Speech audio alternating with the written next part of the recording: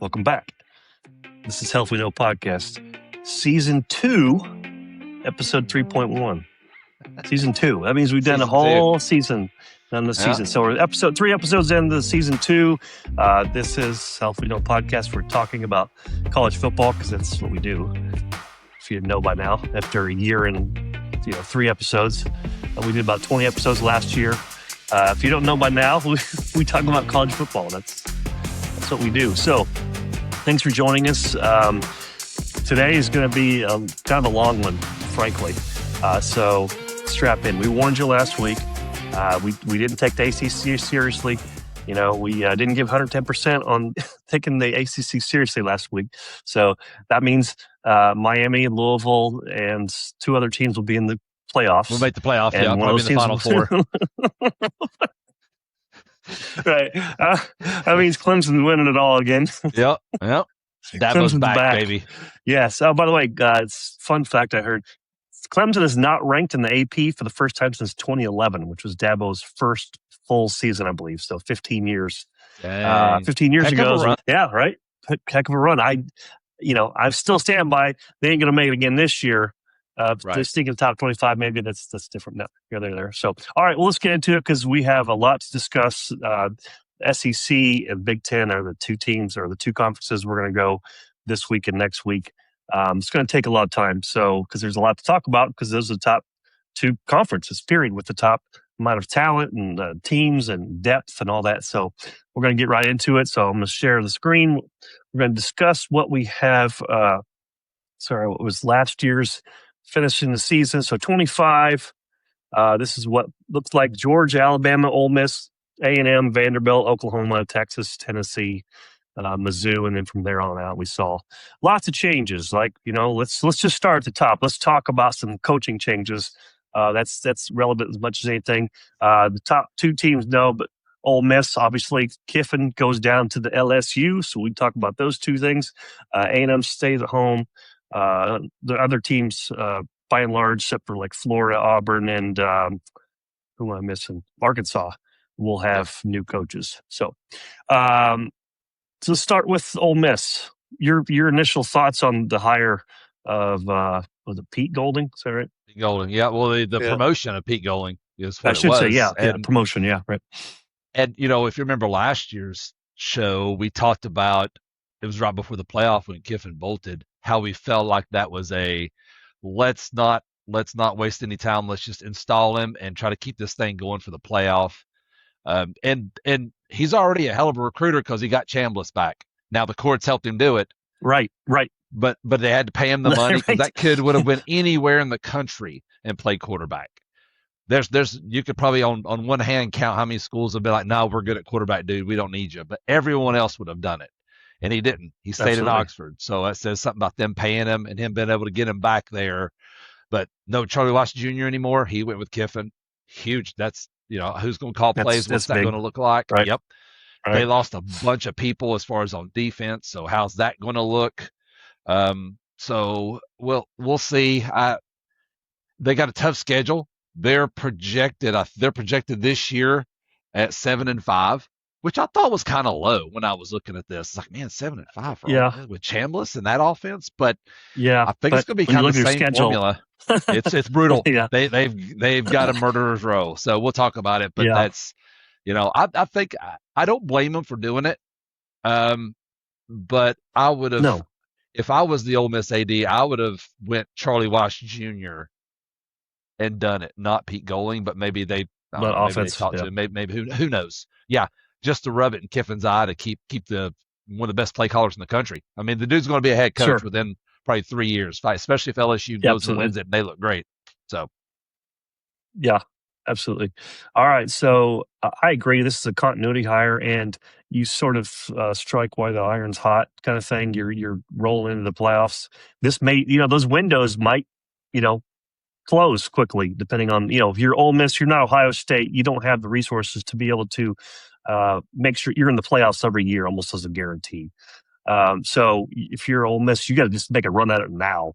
And so you capitalize on that. And, obviously they think they got a good hire, but it was just keep things status quo, let's just roll, see what we can do, and let's see if it ends up being all right.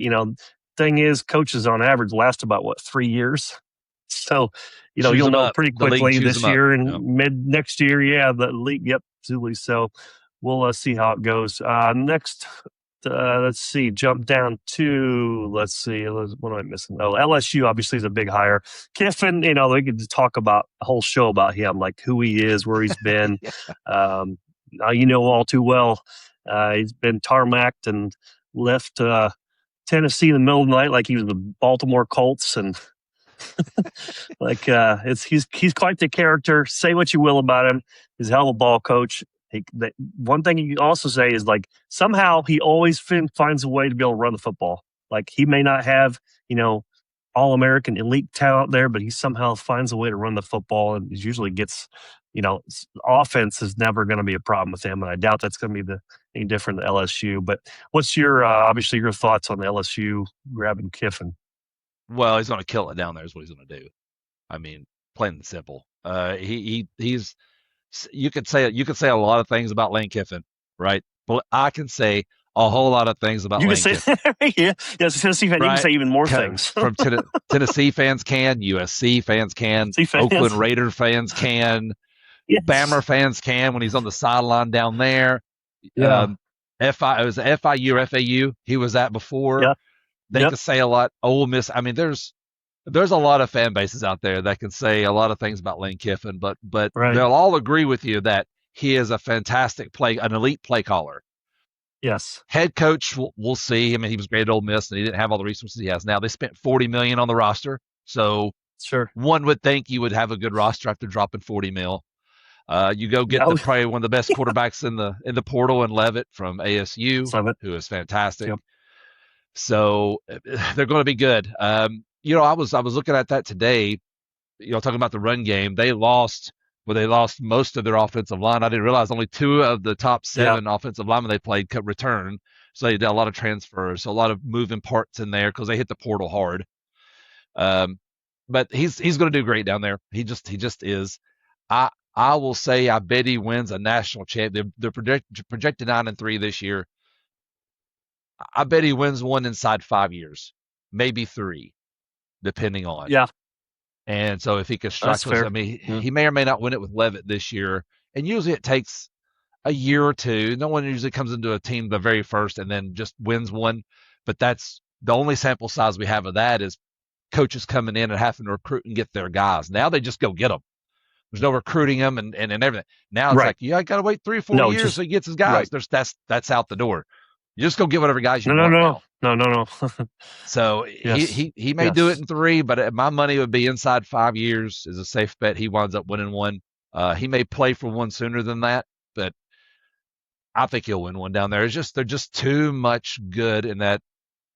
Just so much good resources and players and talent and money to not do. You have to be really bad. He's elite. Defense, he kept all that defensive staff, which was a smart move because defense is fine. Yes. And he's going to win it. He's going to kill it down there. It just is. I hate to say it, but that's what's going to happen. He's going to be a thorn in everybody's side. Yeah, and he'll poke and prod that thorn deeper as he can, just he'll because post on that's X. who he is. Yeah, he will. He'll post on X. It's sort of a somewhat neutral observer of his. I'm not tied to him either way. He's never been in the Big Ten. He's never been a coach of a team that I'm not sure he's even been a coach of somewhere Michigan's played. Just think about that. But he's certainly, if nothing else, entertaining, both on and off the field. So I did enjoy his response to Jaden Daniels about how he's like, giving the kid 5. That's all there is to it. It's like, that's what you want me to tell you. Although he did have this thing about like, we want to be honest with these people and these families. I'm like, dude, you might want to stay away from the honest word because that's not really something that's usually in your vocabulary. Doesn't go hand in hand with the last name Kiffin. Kiffin and honesty shouldn't be using the same sentence.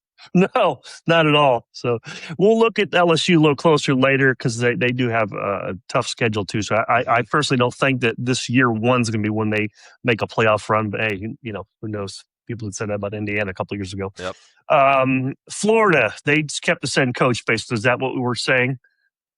Yep, we had this. We Summerall. had this last year. Yeah, Summerall and Napier. I mean, and I tried, but when I got up here to get ready to do this show tonight, I looked through my notes from last year to see if I could find that, and I will find it.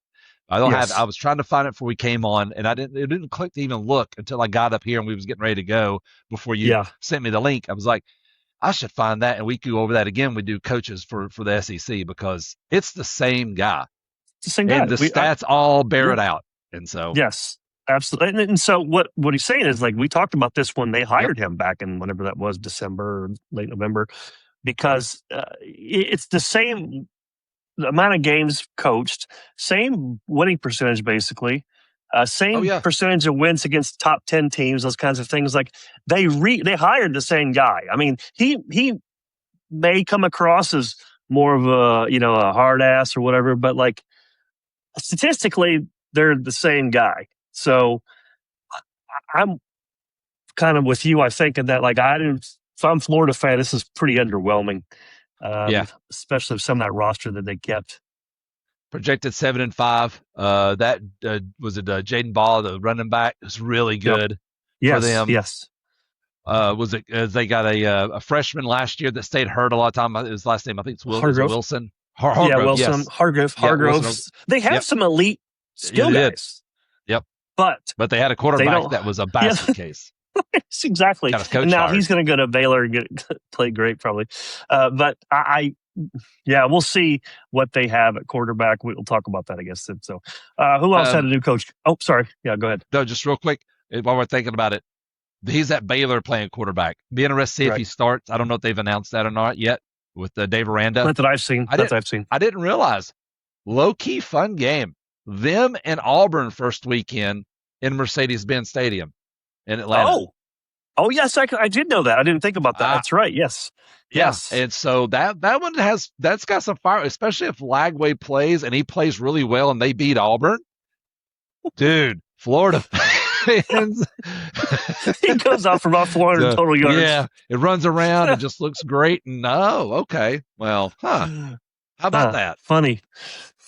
Oh, this going on in Gainesville. Yep. Head scratching. What are you doing? Okay. Well, speaking of Auburn, nice segue. Auburn. I also have a new coach. Tell us about what they grab and your initial reaction to what they look like now, and maybe 3 years from now. Alex Golish, he was the Tennessee offensive coordinator back in 22 when Hopper got here. Was with him at Central Florida. He's a good football coach. He can call plays too. He brought his quarterback with him from USF. Forget the kid's name. I meant to get it, but he threw for thousands of yards. Was really good there. He's going to be good at Auburn. It's bringing your people with you makes such a difference when you can do that.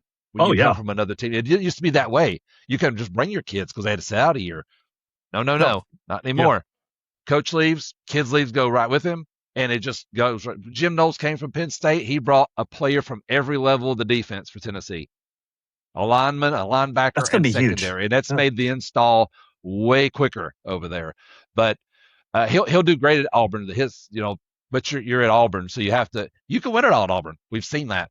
Cam won it. Absolutely. They played for it a few times. Right. They got the resources. They got the fan. They got the money too.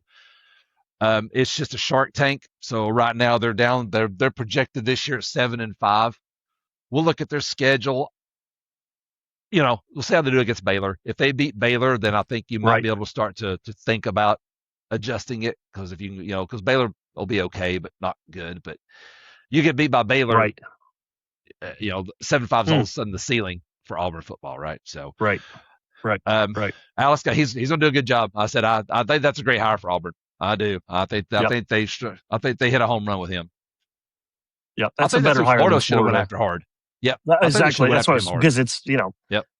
Absolutely. So that'll be interesting to see over the next 2, 3, 4 years to see what how that comes together for each of those two programs. Then the last team who had he couldn't keep Cam Coleman. He left when Texas took big money. If he could have kept Cam Coleman, that's going to be the problem Auburn has is when the big guys want your good players, they could still come in and just grab them. So Yep. And yeah, that's exactly. Yeah. Speaking of which, that kid's unreal. Cam Coleman. Yeah, He might it's be crazy. this, if he's the second best wide receiver in the country behind You can make the argument. Jeremiah Smith. I mean, you can Yep, make that argument, couldn't you? Yeah. you sure could. Texas fans certainly hope so. Boy, that's going to be a loaded. Well, we'll get to that loaded offensive or wide receiver room. Last team who's got a new coach, the Hogs. Tell me about what they got. Underwhelming hire for those Yeah. for Arkansas. I didn't write anything down about Arkansas. They're projected at Yeah. 4-8. They're Right. And it's that's Arkansas is like we talk about. Even actually, they're on a tier or two lower than we were talking about with Utah and Virginia Tech last week. sure. Is they're just they just don't. They're more than happy to spend all their money on basketball, but they don't give Absolutely. two shits if they don't do anything in football. As long as Bud Right. Walton's full every year and they're competing in basketball, that's where it's at for Arkansas. That's just what Right. they're. Same with Kentucky, right? Right. So it's just they're gonna be it's gonna be tough. A lot of people left. You're just not gonna make any hay at Arkansas. That's a stepping stone No. job. That's a tier below a lot of stepping stone jobs. It's just going to be a hard job to win at. Period. I mean, they finished last in SEC last year. They're projected down to the bottom three this year. And that's probably where they end up. Yeah. Is that the worst job in the SEC, Arkansas job? Yeah, Well, it'd be close. Mississippi State, they don't spend not a lot of maybe resources. Mississippi State. Yeah, Mississippi State, Arkansas. It wasn't that long ago I put Vandy in that I was same just going to say category. Vanderbilt would be that right there But too. Yeah. man, Clark Lee's done a great job over there. He really Yeah. has. Now he got blessed with Diego Pavia, who was a ball player and took them, and Yes. they should have been the playoff last year and all that, and we talked about the playoff last year. But yeah, he does a good job over there. They've done. I put Vandy a tier above it. I do. He's done such a good job. He's Yeah. proven you can win Absolutely. 8-9 games at Vandy. Right. Absolutely. Yeah. If you get to coaching chops, absolutely. So, Yep. all right. So that's the 2025 recap. As you can see, Georgia and Alabama, top dogs. And then we roll down all the way to Arkansas, talked about new coaches. And if we scroll down to 2026 projections, this is where we're kind of starting getting into things. So obviously they got Georgia, Texas 1-2, A&M, LSU, Alabama, Oklahoma, Ole Miss, Tennessee, Mizzou, and then it's pretty much a drop off from there, as far as I'm concerned. I mean, even I Yeah. think you could even say perhaps after Oklahoma that none of the other teams, I wouldn't say don't have a shot, but they're going to have some difficulty. Like your Vols, for example. I mean, realistically, they could have a good season, but unless Brandon's, the next Peyton Manning, then you're going to have a hard time, making a run at the playoffs, especially that schedule. So. Yes. But we'll talk about the top 10 teams or whatever, because stranger things have happened. And we know Heupel, for example, can coach offense, so there's that. And Jim Knowles is a great defensive coordinator, so there's some studs at linebacker in the end, and so it's not impossible. But so as far as that goes, what's your top 5, for example? Do you agree with this projection from ESPN? Well, the first two I do. Whenever I seen this earlier, Sure. I was like, I'm kind of surprised he didn't go Texas first. I really was Yeah. with what they have in that roster, which is insane. But I kind of get why you put Georgia first, because what is it Ric Flair says? To be the man, you got to beat the man. Gotta beat the man. Yep. And Georgia's the man 3 out of the last 4 years. They've played in that game 8 of the last 9 of them. So, Yep. It's really tough to put with Georgia what they have coming back, which is a lot. They got 63% of their offense back, 72% of the defense comes back. It's really difficult to look at that and Kirby Smart and winning titles and being like how you put them second to anybody until somebody proves they can beat them. So I get having them there. Although if Conley could have put Texas on top and been like, and I'd have been like, that's understandable. I mean, they're going to be loaded, but I'm the same way. Georgia's first until somebody proves they can beat Georgia. So I got Georgia 1, Texas 2, just like him. I went LSU 3. Okay. Is what I did. I went LSU 3. They're projected 7-2 in the conference. Tough schedule. Offensive line's thin. We talked about it. I just with that roster, it wouldn't surprise me at all to see them finish third at 7-2. So I got LSU third. I don't really believe in A&M. They lost so much off their lines of scrimmage and Reed. I just think they drop. I went Yep. OU 4. Yep. I went OU 4. John Mateer, big year for Brent Venables. He has every piece. He's going to have an elite defense. He has every piece you need to make a run and make the playoff. So there's no excuses for Brent Venables. They just give him an extension. Yes. Just give him an extension. So he's paid for. He is set. Still a big year. I think that extension is 1 year too early, in my opinion. I would if it was AD Chris at Oklahoma, AD Chris, like, hey, you have a big year. You have every piece you need. Let's see it, and then I'm going to pay you, and I'm going to give you a killer contract, dude. But let's pay this off a little bit. So that, and then fifth, I've got I got Tennessee fifth. Now, some would say that's a homer pick. All right. Some would say that's a homer pick. Some might be right. Some might be right. But hear me out. They're going to be good, Tennessee, that is. They're going to be good everywhere you need to be good at to win ball games in the SEC. The only question is quarterback. Can you get enough out of your quarterback? Now, you got to trust Josh Heupel to do that. And he's always proven he can get the best. He can get good quarterback play. That's one thing he's always had. He's had shitty defenses. He's had shitty offensive lines, but he's always been able to run the ball, and he's always been able to get good quarterback play. He always has. Yes. Faison Brandon's been great in 2 scrimmages. They're probably going to name him starter. I'm surprised they haven't already. He's been really good. So he's probably going to be the guy. He has wheels, so he'll get you out of trouble. He'll get himself out of trouble, mainly. Yeah, exactly. Yeah.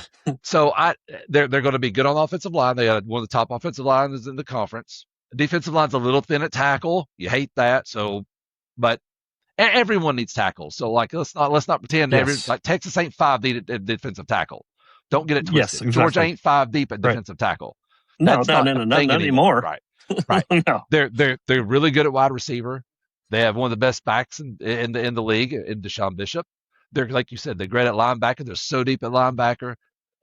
More talented secondary. Got rid of the secondary coach whenever he left, and got rid of Willie Martinez, which I've never been a Willie Martinez fan.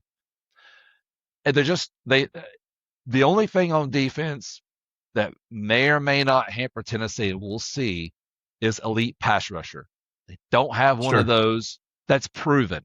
They had Chaz Coleman. Dude turned out to be a basket case left. Come from Penn State with Jim Knowles. Yep. That's why they brought him to be that elite pass rusher. Now they have talent to have him, but you lost Jordan Ross. He'll be playing for LSU this year. You lost Chaz Coleman, who just figured that I just don't want to be here anymore. They'd paid him like $20,000 and off he went. So you don't have anyone proven. You have a bunch of young kids that could be good, but you just don't have a proven commodity there. And that's one thing. Who's going to get to the quarterback? So who's going to generate the pressure with 4 people? Who's going to be that guy that demands a double team so everybody else can get going? So that's the holdback. But they're projected. Tennessee was projected this year in conference. I think it was 6-3. Sorry, 6-3. 6-3. I could see it. I could see him get to 7-2 in conference.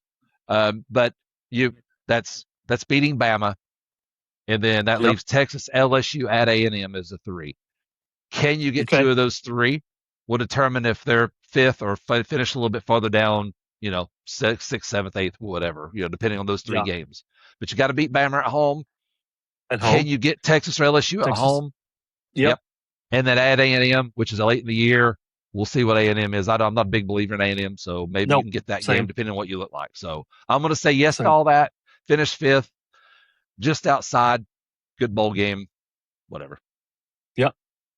I don't disagree wildly. I like Georgia 1. In fact, I have Georgia as the number 3 team in the country. I like them that much. I like them ahead of Oregon, for example. That's a little teaser preview for next week. But I just believe in Georgia, their lines especially. Defensively, they're going to be elite. Stockton kind of started figuring it out last year, was pretty good. They never have like elite, crazy, great wide receivers, but they have some talent there. They can run the ball. They're going to play defense.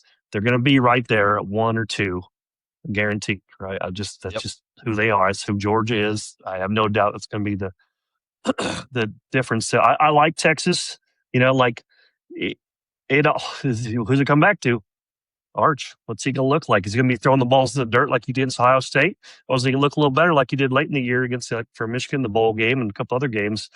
What's he going to look like? If he's sort of figured it out, then yeah, Texas legitimate really national title contender. Absolutely. They have perhaps the best wide receiver group right there in the country with Wingo and Coleman. Cam Coleman. Yeah, Cam Coleman, Yep. I mean, and another kid I'm blanking on. But anyway, they have elite talent. The offensive line was problematic last year. They started to sort that out. I like LSU. I think bringing Kiffin's, like you said, we're going to run the ball and throw the ball. This schedule's going to be a little tough. So I wonder if they'll be able to get to there.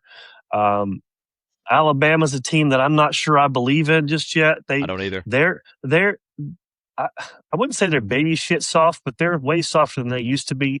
They're not as big. Like, they don't have all the guys on the bus to the first guy walk off the bus. They don't have that anymore. They're seemingly smaller. I'm not saying they're tiny, but like, they're just not the same as they were 3, 4, 5 years ago. Under Saban. It's going to be starting probably redshirt freshman. They named him already. Is it okay? They named for him. Sure. So, okay. So, I mean, he's talented. He's I think might have been a 5-star kid, but like, oh yeah, second-rated QB in the class a couple years ago. So, yep. So I'm kind of believe it when I see it. I mean, Kalen DeBoer is a great coach, but this is not Alabama that you're used to the last 18 years, 19, 20 years, basically. Going back to when Saban just got hired. So I like Tennessee. You're right. If Brandon puts it together and is able to, manage expectations, as in like take care of the ball, don't turn the ball over, don't put the defense in bad spots. That's a lot for a freshman to ask for, but like, it's not impossible. Like, you got a great coach / QB coach / O coordinator. So, that's something that will carry him. I'm not a big believer in Ole Miss right now. I mean, Mizzou, Florida, and on down. I think OU could be right there instead of A&M. I like them third because what wins titles? Defense, sort of cliche, but Oklahoma's defensive line may be the best in the country. And so when you have an elite defensive line, like that papers over a lot of other things where like maybe John Mateer is like he may be a little turnover prone, but if you got a defense to get him ball back again, that's going to go a long way. So they've sorted out their offensive line issues from a year ago. They should be able to run the ball a little better. OU, that is. So I think they're right there, just a notch below Georgia and Texas. So you got a lot of teams. I think they're sort of right in the mix there. There's a handful of teams that are just that second tier below those two. Right. And I would say like LSU, maybe Bama, Oklahoma, perhaps Ole Miss. I just need to see more from Ole Miss. Could get by a lot with Chambliss, right? I mean, he may be the most elite playmaking quarterback in the country. I mean, like what he can do. So that's going to keep Ole Miss in this conversation, at least initially. It's just a deep top, 8 teams, something like that, especially you get past the top 2, you get, it's not going to be bad. If they had their schedule again this year, then I would believe in them more, but now they actually have an adult schedule this year. Right. So they have a tough schedule this year. So that's going to matter. LSU schedule, Bama's, like Oklahoma's going to earn that. They got to go to Michigan, which who knows, but they got to play Texas, of course, Red River, and we'll get in all these schedules, but yeah, I don't think this is wildly different. Other than A&M being a third, and Oklahoma being like 6th there, I feel like this is pretty close. Yeah, I'm with you. And talking about going back to Bama real quick, and I've heard this said by a lot of pundits, and I agree with it. They play a soft brand of football. They just do, and that is not going to. A, you're not going to win a title doing that, and B, you're certainly not going to win No, the SEC doing that. You're not going to win the SEC or Big Ten being soft. no, Not going to happen. And so it's just that's the brand of football they play. They lost 35%. They bring back. Oh, sorry. They bring back only 35% of that offense from last year. Bama does. They were gutted on that side of the ball. Now the defense yeah, should be decent. right. They bring back 61% of the production on defense, so it should be pretty good. But that's a lot on offense, man. A lot. And you're a redshirt freshman going to start him. It just doesn't. Huge.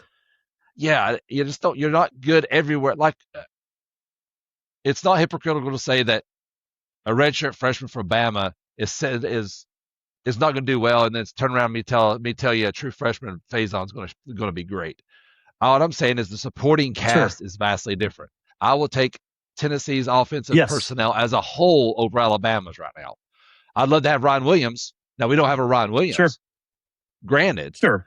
but running back, offensive line, supporting cast for wide receivers, tight ends, all that's better at UT. So he has so many more tools at his disposal and it's much better of a support system on offense on that side of the ball. That's why I Yeah. picked Faison to be better than Russell. Not to say they're both supremely talented, no question. Right. Talking about Kalen DeBoer, you brought that up a little bit. He's had 8 losses in the last 2 years at Alabama. Nick Saban lost 8 at Alabama too, but you know how many years it took him? 6 years. The Probably last 5 years. 5. Took him Nick Saban's last 5 years. He lost 8 games. Kalen DeBoer's done it in 2. Not a recipe for success at Alabama. They're not going to like that.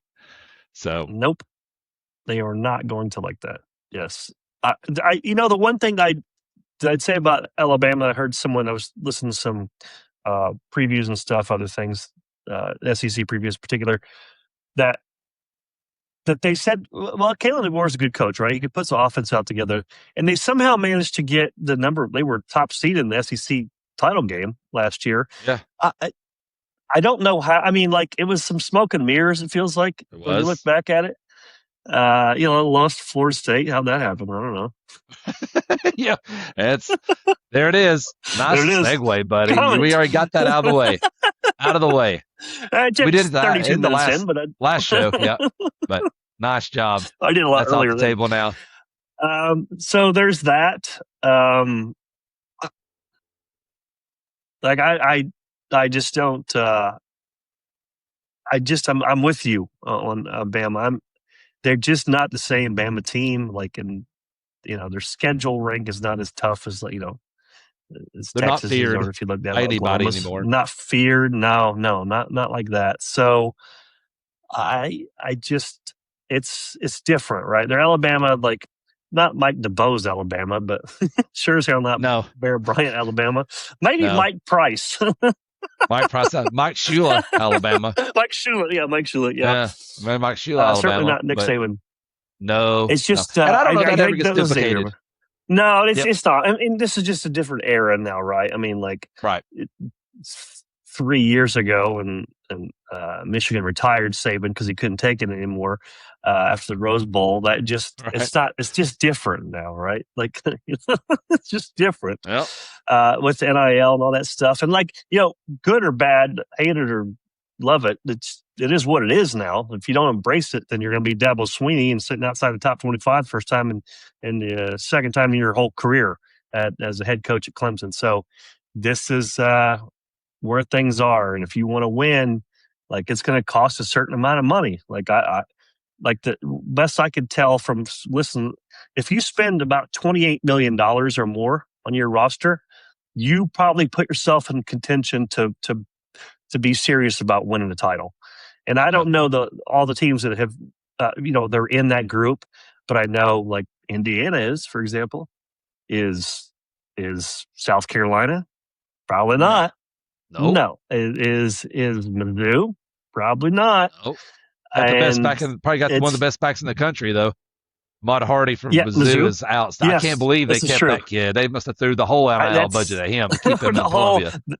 They put a statue up front, and so we're going to name the stadium after you if you stay Yeah, one more year. that's because he ain't gonna win That was anything pretty there, but amazing. he's No, gonna no. have Well, he might win 1,300 yards. But he can win a Doak Walker. I mean, he he could could do win a Doak that. Walker. Yeah, he could. Might make it to make it to New York in December, perhaps. But yeah, he's not winning any hardware outside the personal hardware.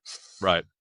Well, so we agree Texas, Georgia, some iteration of those, the top two, Yes. depending on what you're believing on. Like, let's just jump into their schedules and let's make sense of it. All right. Let's make sense of, let's see, let's go just start with Georgia's, I suppose. That was the top one listed there. Look at their schedule and kind of think about how they're going to come through. So, they have essentially 3 games to kind of sleepwalk through before they get Oklahoma there in Athens. That's going to be that might be a game day game. I'd have to look to see what other games are played on that day, but that would make sense. 2 almost certainly top 10, and I guess it depends on if Oklahoma beats Michigan or not. Yep, that's in right. Week 2, so you'll learn a lot about Oklahoma. Yep, that 10 next to Oklahoma could be more like a 6 or 7 or 8, 2 top 10 teams potentially playing. That's almost certainly going to be a game day game. And then they got, Vandy team is perhaps going to take a step back with the quarterback play. Although if they get this Jerry Curtis kid, like he may be the freshman, to see if he ends up being their guy, if they're going to go just the other kid. It'd be interesting to see see what Clark Lee does. And you got to travel to Bama. We always talked about Bama being, a step back. It's not quite going. Bryant Denny's not as intimidating as it was, 3 years ago. Especially when you bring them back, what you have on defense, for particular for Georgia. They return, like, what do you say, 70-something% of the defense, and a lot of those guys had over 200 snaps. That's a lot of talent and experience on that defense, 72%. which will carry them. 72% of that defense comes back. Yeah, so they had a lot of teams. Held a lot of teams to single digits in points last year. It's just, there's no way they're not going to be as good or not better somehow. So I like that Oklahoma game. Again, we'll know about Oklahoma week 2, whether they can travel. It's talking about a tough schedule. Jesus. Oklahoma gets Michigan on the road and Georgia on the road. Their AD was that Joe Castellano. He should be fired. Did Venables no favors with that. Now, no. Looking at that, yeah, you're right. They can sleepwalk first 3. So there's Oklahoma, there's at Bama. We'll see what Auburn is. You'll know about them by then. You'll have a much better feel for that game. I would say if Auburn has a number next to their name by the time they play Auburn, that becomes a really tricky game. Sure. Because that means Golish is dialing it up. That means Auburn's playing pretty good, and the quarterback he brought with him for USF has played really well. If they have a number next to their name by the time they get to that game. Yep. Florida, that game now is not in Jacksonville anymore. It's in Mercedes-Benz Stadium this year. That's right. They're moving it. That's right. Yep. Moved it. That game should be on campus anyway. What do we do? Well, I just play it on campus. That was fun for however many years. Just home and away in it, right? Yeah. Right. So at Ole Miss, that's tricky. That's the game I'm circling right there. That's the game to circle. Is that the biggest chance for an L for Georgia traveling to the Grove? Almost certainly. I guess obviously you'd have to say Alabama because Alabama's not devoid of talent, and Georgia and Alabama Georgia's not struggled so much, but they're not dominating Alabama by any means the last few years. Right.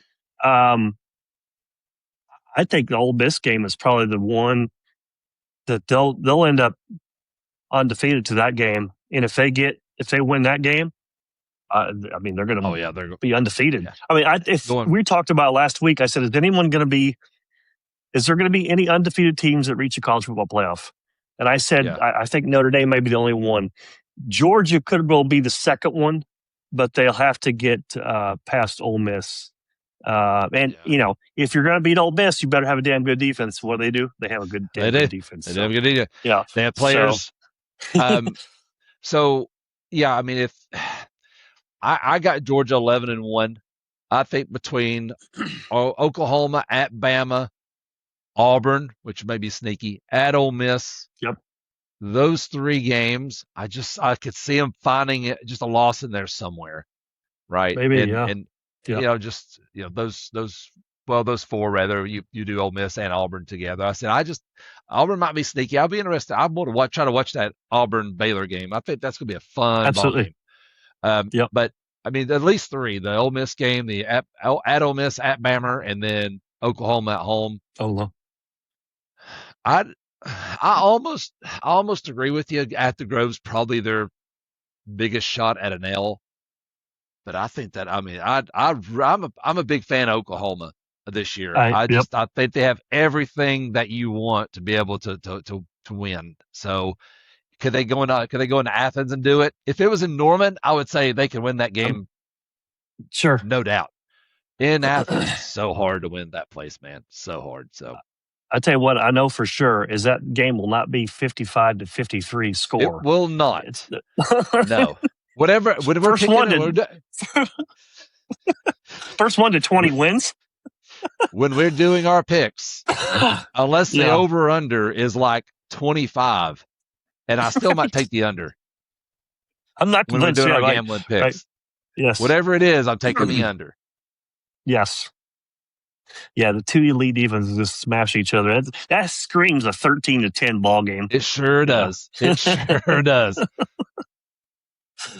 Yeah, this is also why I like this Georgia. They avoid Texas. They avoid LSU. They avoid A&M. Like, this is why I like their chances to not just end up in the SEC title game, which is kind of who cares much anymore, but to make a serious run in the playoff, get a good seeding, and make a real run this year. So that's Georgia. Let's go back and let's take a look at. Let's start looking at Texas's schedule, and we'll think about where they stand out. Well, if you're a college football fan, this schedule is awesome. And for a number of reasons. If you're a Texas fan, you're like, damn, Sark, you're going to earn this. So they get a scrimmage on the 9-5 against Texas State. Then they get Ohio State at home. That's a big game, right? Like we saw, I just said like 15 minutes ago, it's the Arch bouncing the balls in front of his wide receivers last year, and they opened up against each other in Columbus. But a lot of people have Ohio State ranked number 1. Obviously, here ESPN does, and rightly so. But we're going to know a lot about them. They're an experienced team on offense, at least, right? They have some great offensive line. They have Jalen Sane as just like those guys that never misses a pass. Best wide receiver, best player in college football, Jeremiah Smith. Bo Jackson's, a great running back. Defensively, they lost some dudes, man. When you lose like 3 guys in the first round, you're going to take a step back a little bit, right? I mean, like they still have, some elite talent on all sides of the ball. They got a couple nice transfers in the secondary in particular. So they're going to be good. But this is where Texas and Sark can say, look, we're legit. We're back, for whatever you want to say.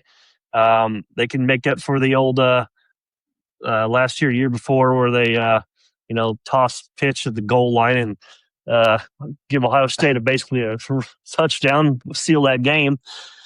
So Sark kind of needs this game. Like, I'm not saying he'll, necessarily win or lose this game, lose his job based on this game, but that's tough. So obviously, you see on the right there, Texas linebacker Smith he's gone. So that's kind of that's a bit of a hit to that depth chart and for that defense too. But so then UTSA, they got 2 Tennessee.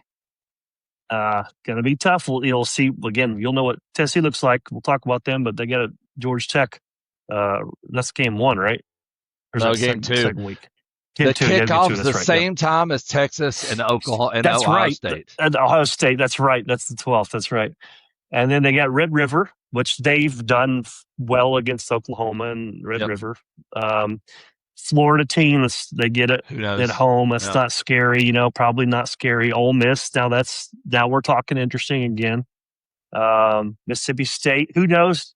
Levy puts it together, and is he going to surprise someone this year? Probably not Texas, but it might be someone else. He always surprises and scares the shit out of somebody. He always does. Someone, absolutely, Someone's, yeah. You know, don't you? All too well, don't you? Yes, I do.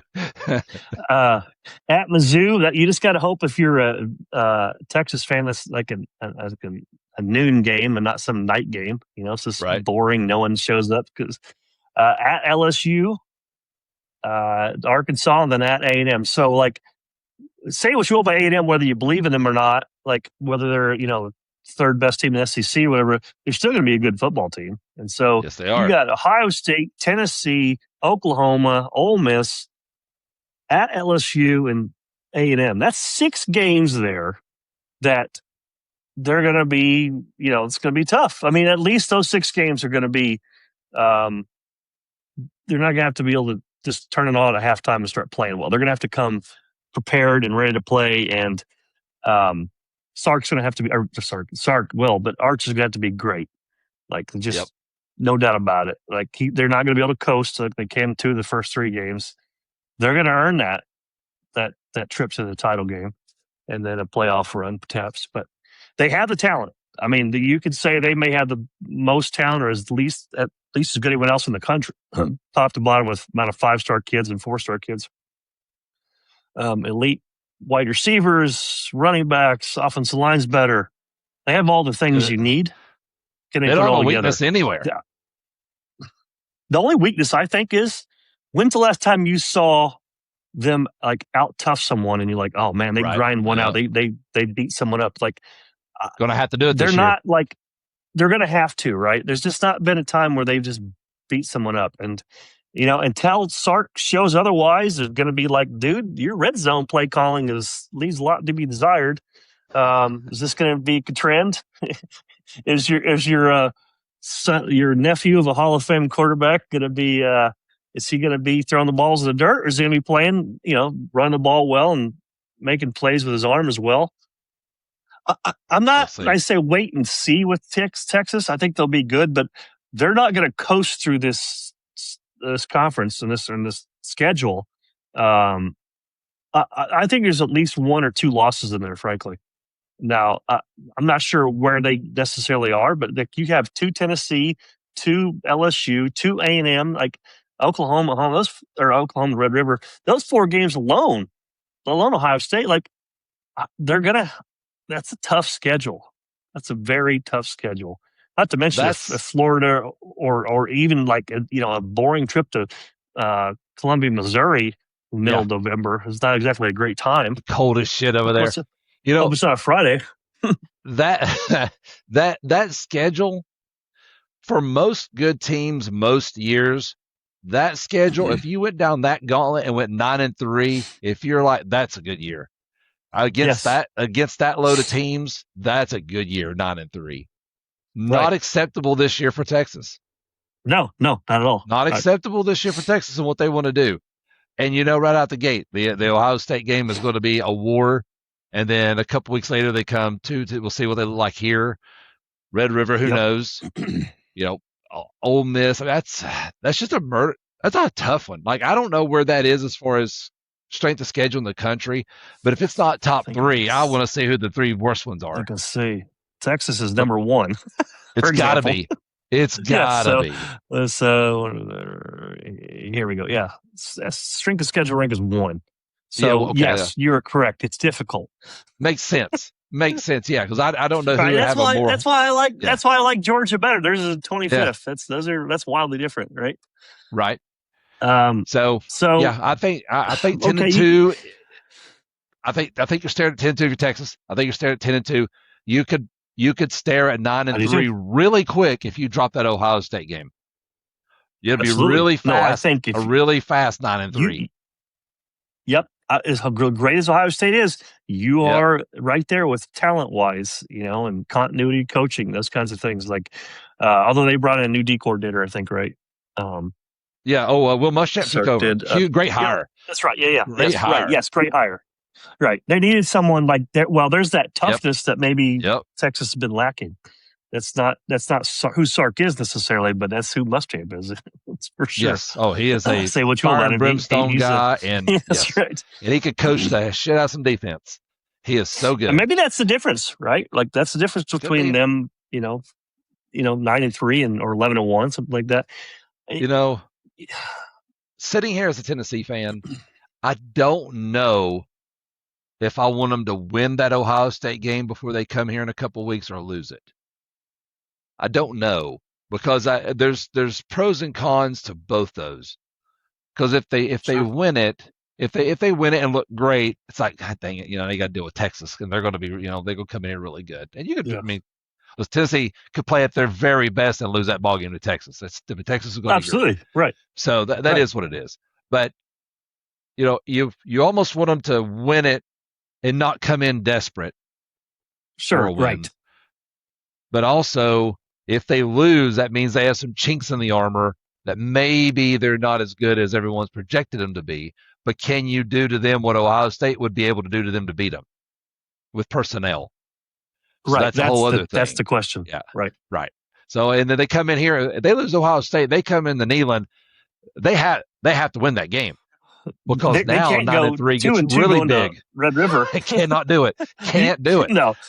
You cannot lose 2 of your first 4 and go into Red River needing a game to win the game. Yeah, it's just that seat will get hot quick on Sark. And I mean, he's not even got into the meat of the schedule yet. And you're staring at exactly. You're 500 after 4 games. Right. That's wheels coming off top of stuff right there. So yes, right. Yeah. They don't have time to turn around and coast after the Tennessee game either. Like Red River, Florida, who knows? Probably Ole Miss, Mississippi State. That's the team that might be like, hey, all right, we're going to win this game 24-23 because we sleptwalk through it. Mizzou, LSU on the road. We'll see what LSU looks like right away, right? With that team, and A&M on the road, like.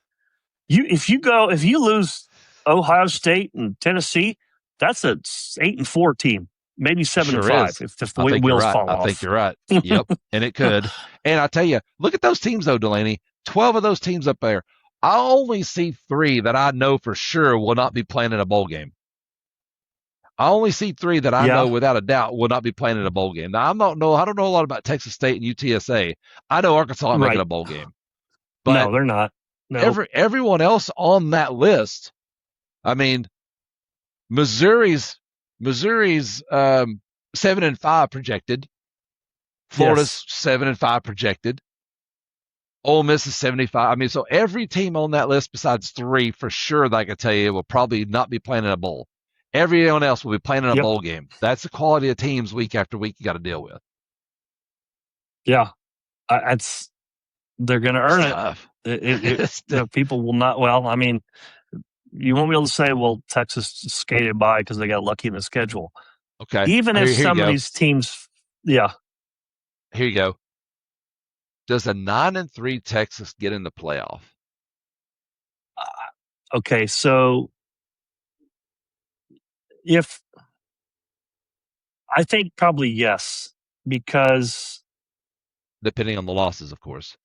Yeah, I mean, if they beat Ohio State and let's say they beat Tennessee and they lose Red River, they'd have to lose to LSU and A&M. Like, yep, probably. That's tough ones to lose late in the game, late in the year, and you're not going to be in the SEC title game, so you're probably still in. Yeah, that Ohio State game is that's what you got to get their that season one up. Right, you got to get that one to get in at 9-3. Yes, and hope Ohio State goes 11-1 or something like that to be able to point to that and say like we beat them. Yeah, I could see that. I think because their schedule, if they drop 3 games and it's the right 3 games, if they lose Ohio State, Tennessee, and A&M, I'm not sure they're getting in. I mean, that's you can't lose 3 of your first, 2 of your first 4, and then I just I don't know if I believe in Texas. I mean, I believe what they have is legit, but can they put it all together finally and run through this schedule? Be interested to see if you have in the playoff in a couple they're weeks. They're not going to be undefeated. Yeah, absolutely. All right, so let's go back to what we had. They had AM third. We don't believe in that. So you had LSU third, right? I had LSU third. Yep. Let's see. Let's try to look at LSU. Yep. I have Oklahoma third. All right. LSU starts out by possibly beating the brakes off Clemson. They certainly could. So that'll be, first, I want to watch that for so many reasons, right? First of all, it's the first night game of the season. It's football's back. We're getting a good game immediately out of the gate. You get Dabo, struggling to maintain relevancy, and then Kiffin, all the fanfare. That place is going to be a circus. So what did we say? LSU had, what was their rank? Their schedule was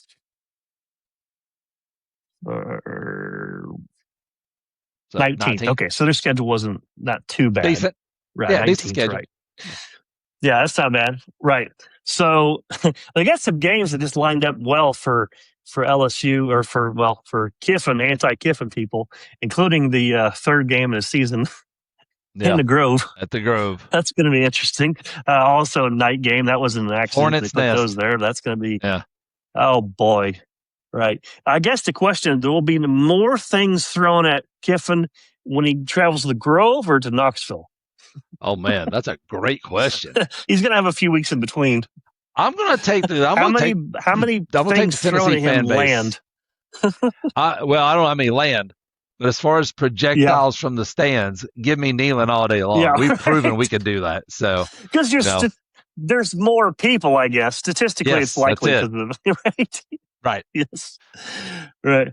And when Hopples asked about it, a stretch in the middle of the year. When Hopples asked about it at SEC Media Days, he didn't say not to do it. He didn't say, "Hey, we don't need to be throwing things from the stands at Lane Kiffin." He didn't say that. So that's pretty much the green light to pepper this dude. So. Just saying. What's the most practical and likely thing to be thrown at him? Batteries, presumably. Batteries, golf balls. Perhaps a golf ball. Stuff you can get in easy, but that's not metal. So. You're right. Yes, right. Yeah, okay.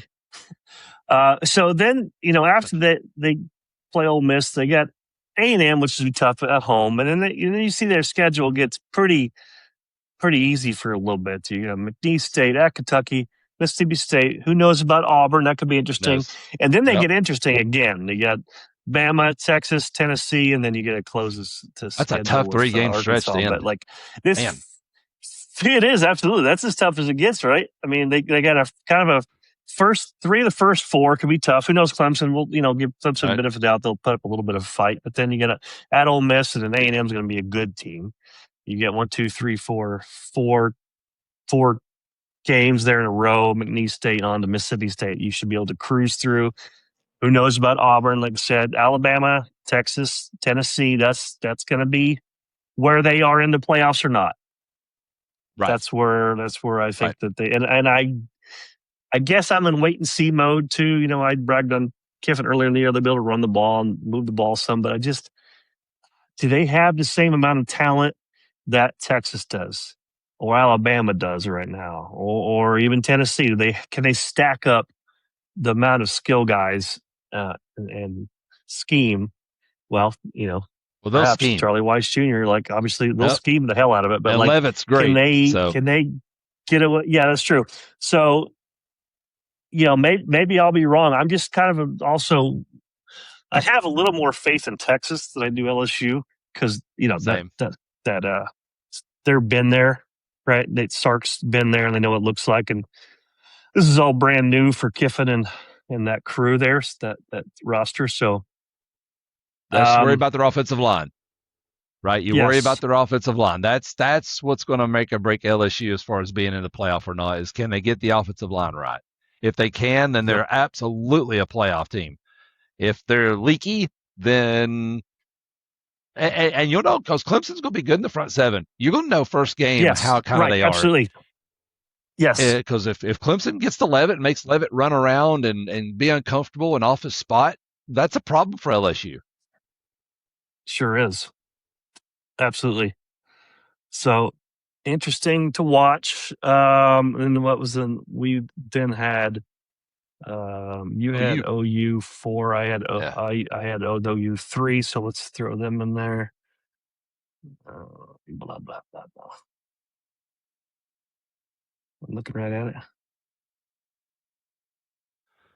I feel like you are, but I don't see it either. Why am I?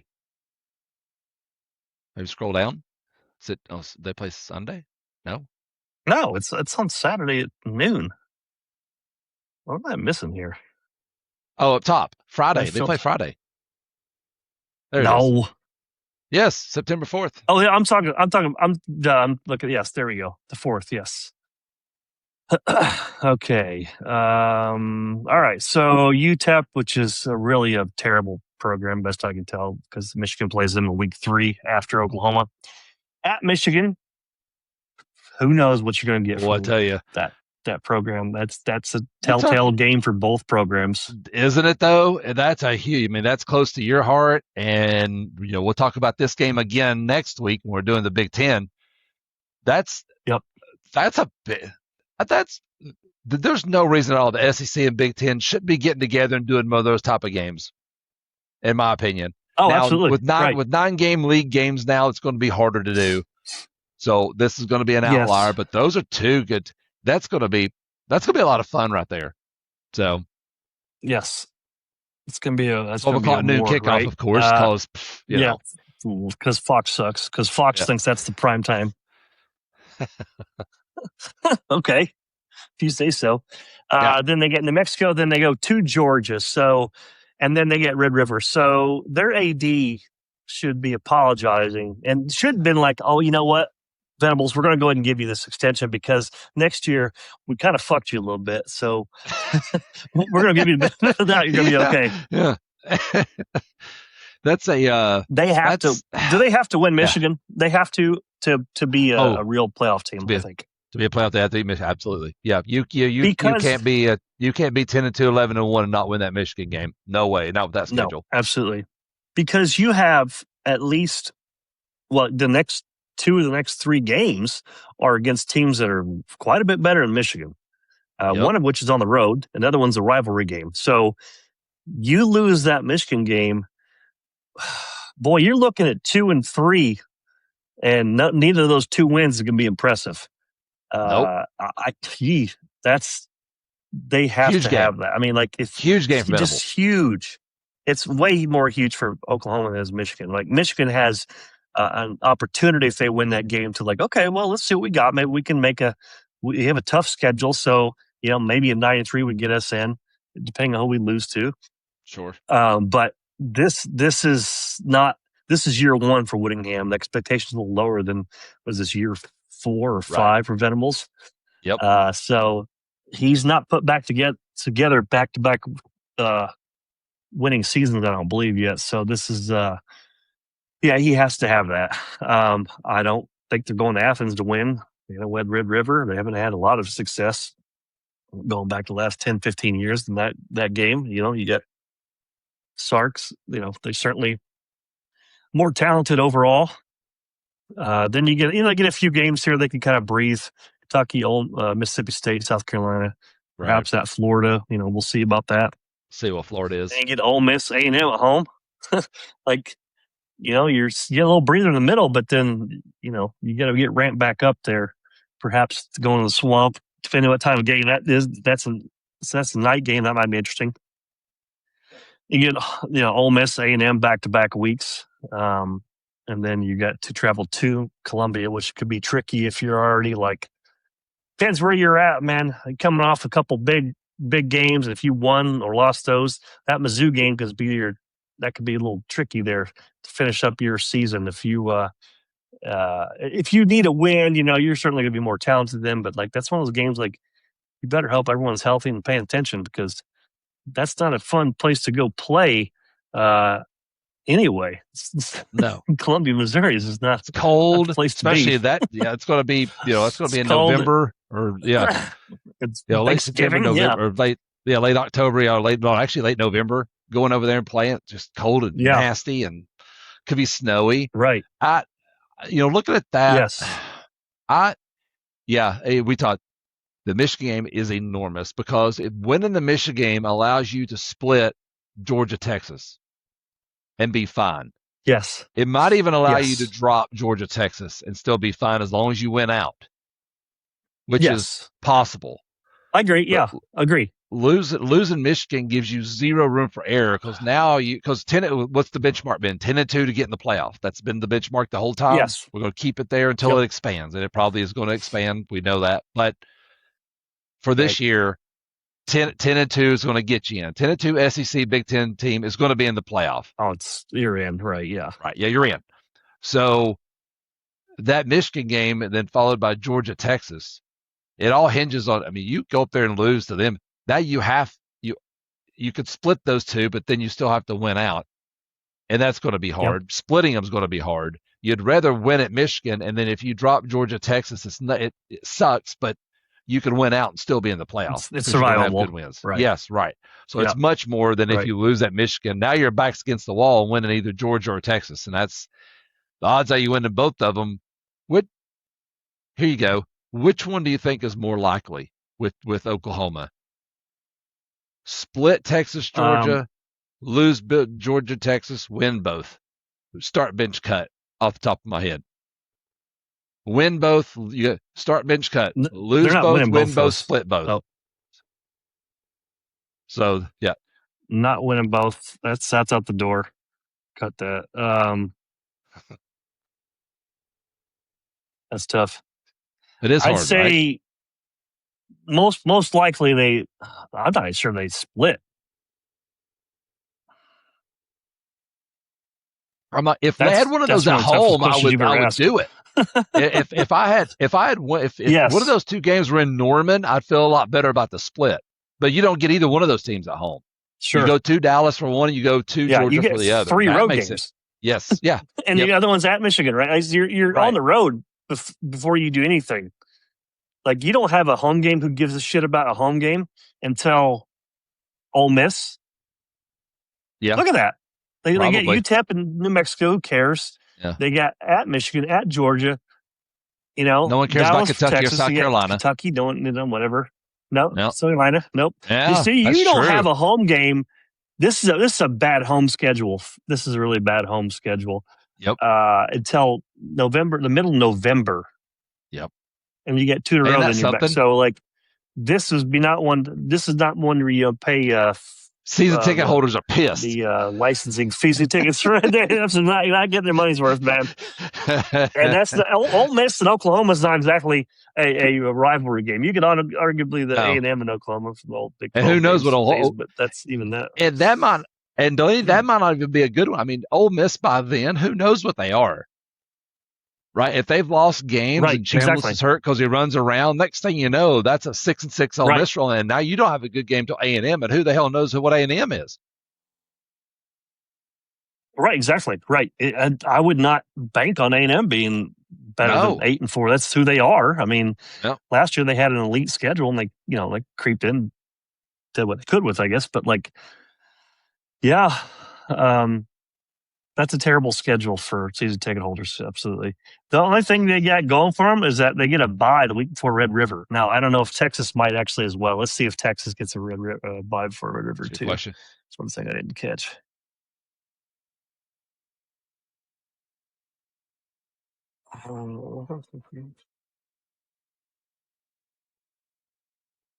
Okay, they do. So they both get a bye. So both teams get a bye. That's usually would do it. Perfect. Yeah. That's an early bye, though. 2 losses. That's an early bye. Yeah, they don't get another one. They only get one this year now. Looking as we were talking, they don't get another one. Mm-hmm. Yep. Nope. So, that's the trouble. I mean, I'd be better to have it after Red River, but I think so. It is what it is. That's right here.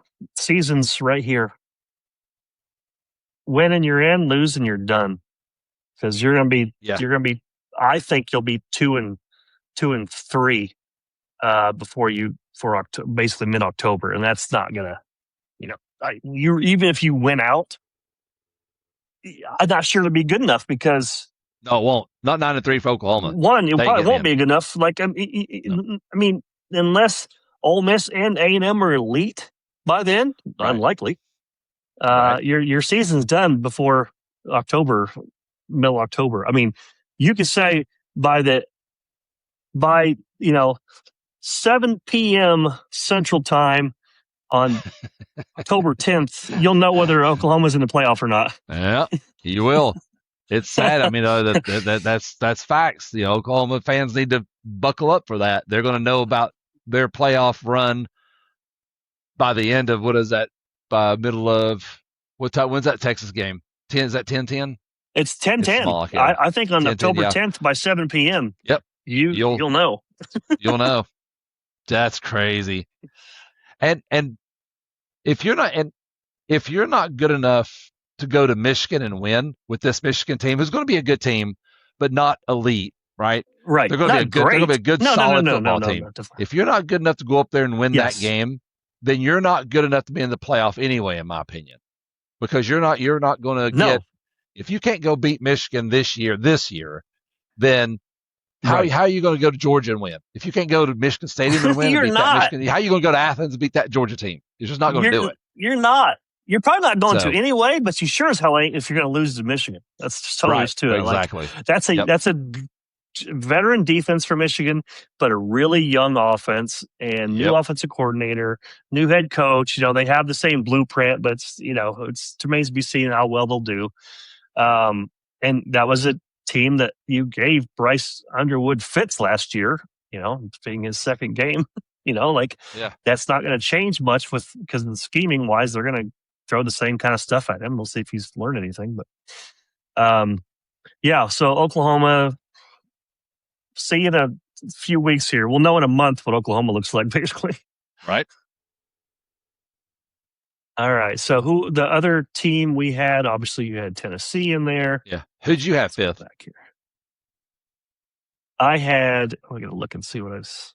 So they write down at the top of my head. I'll make sure I'm telling you right. Because Conley had Bammer.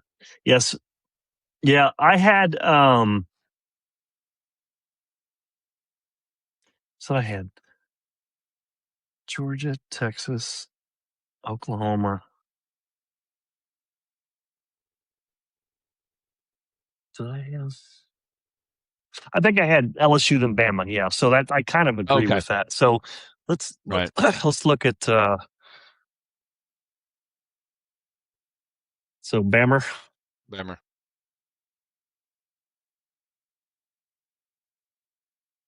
All right. That's manageable. So Jalen Russell is named. Yes. That middle 3 games. And that's why you kind of can be like, okay, well, I can squint and see Alabama getting in with 10-2. I mean, they'll roll through in theory unless this team gets them that one there. Seems unlikely. But then they have this 4-game stretch here. That's going to make a break right here, Georgia, Tennessee. Right. If they split those teams, I think they're probably in because I think they'll win the rest of them. So they have a 4-game season basically. Now the trouble is they do have a bye between A&M and LSU, so that's maybe helpful. That's a good time for a bye. Right. But there's no reason to think they won't be undefeated playing Georgia. So that's obviously going to be, in theory, a game-day game. That's going to be a 3 versus whatever. Bama is 13th. That'll be a top 10 probably by then with some moving around.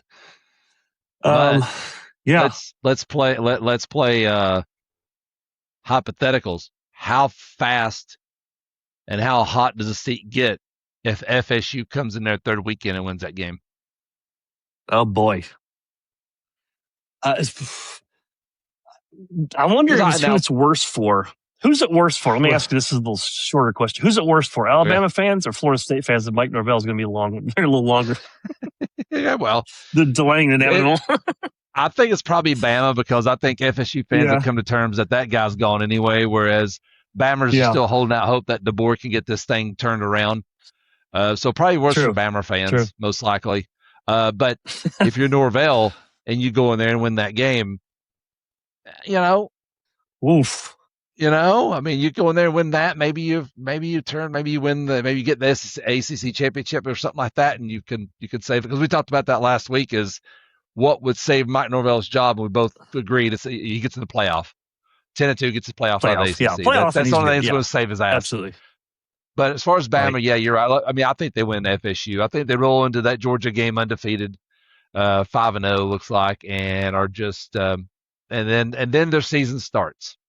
Now, yes, for Russell, that's a really nice schedule. You get an FSU team it's going to have some athletes, so you're going to get some real time experience with that, because some pressure. Yeah, Georgia at Tennessee, A&M at LSU, Death Valley. That's a real one. Now you're going to know, but if you can get that game undefeated, go 2-2 in those 4, all of a sudden you're in the playoff at 10-2. Probably traveling, but you're in. You're in. Here's the game to be wary of. Mm-hmm. If there's a team that's going to surprise you and piss you off, it's going to be before this 4-game run, especially the game before your rivalry game with Georgia. Right. This on the road in Starkville, I don't know. Them cowbells going. What week that is. Oh, boy. It's 10-3 a Saturday. It better be a Saturday. Yeah, it's a Saturday. I think it better be a Saturday, because it's a Saturday. Yeah. It's a Friday. I'm chalking up as an L. So, yeah. 4-game season. 4 games. Split. Win. If you win at home, you can, you're in. If you lose the Georgia game, those next 3, they get a little more difficult too. And then you've had some interesting games with Vandy where you took an L a couple years ago on the road too. So, not to mention that they're, depending on what Auburn looks like, we're kind of forgetting about Auburn here. If they always play them well, reasonable, exactly. They've beat better Bama teams. Mm-hmm. Yeah, they always play them hard. If you're okay, so see if you agree with me on this. That 4-game stretch right there in the middle. So it goes, as far as difficult, it goes Georgia first, at LSU second, at Tennessee third, A&M fourth. Would you go that? Agreed. 100%. Yeah, I think so too. Yeah, absolutely. Yep. Because that LSU game is going to be on at night too, almost certainly. Of course it is. Right. That's going to be a night game. It better be. Tennessee. What's funny? Probably. What's funny is Lane Kiffin, when he was at Ole Miss, always bitched about LSU always getting the night games or something like that when he would come and play them, whether it was at Alabama or wherever. He said they always got night games whenever I'm in there. Now he gets the benefit of it. So it's finally comes around. Yeah, I agree 100% with that. With difficulty. What if you put I Auburn might in even there? say Auburn ahead of A&M. I'd say Auburn ahead of A&M. Yeah.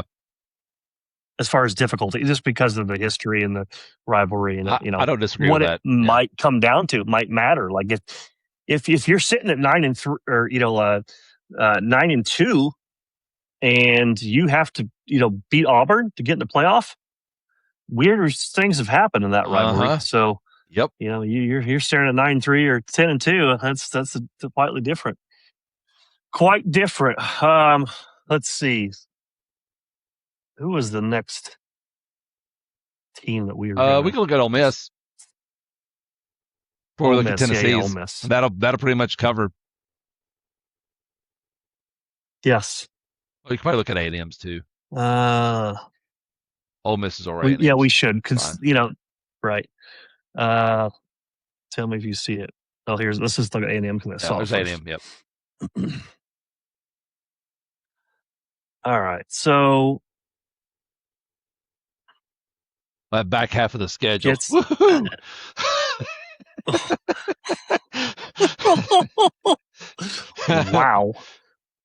Wow. Okay, we'll get to that. Okay, so Arizona State, again at home, it could be interesting. Sneaky game, right? It'll kind of tell you who they are a little bit, right? Yep. Then they go to LSU. At LSU, and then they get a couple of if I'm an A&M fan, I'm not exactly excited about going. Does Missouri get every goddamn good team at home this year? We should look at their schedule just to see. We'll look at theirs. That must be a season ticket holder's dream. Right. God, good grief. And so then they get to sit it out, and then they get like no breathing room for the rest of, because even at South Carolina could be interesting. That's a tough place to play, as you know. It is. Yes. They may be. I mean, will they have a head coach at that time?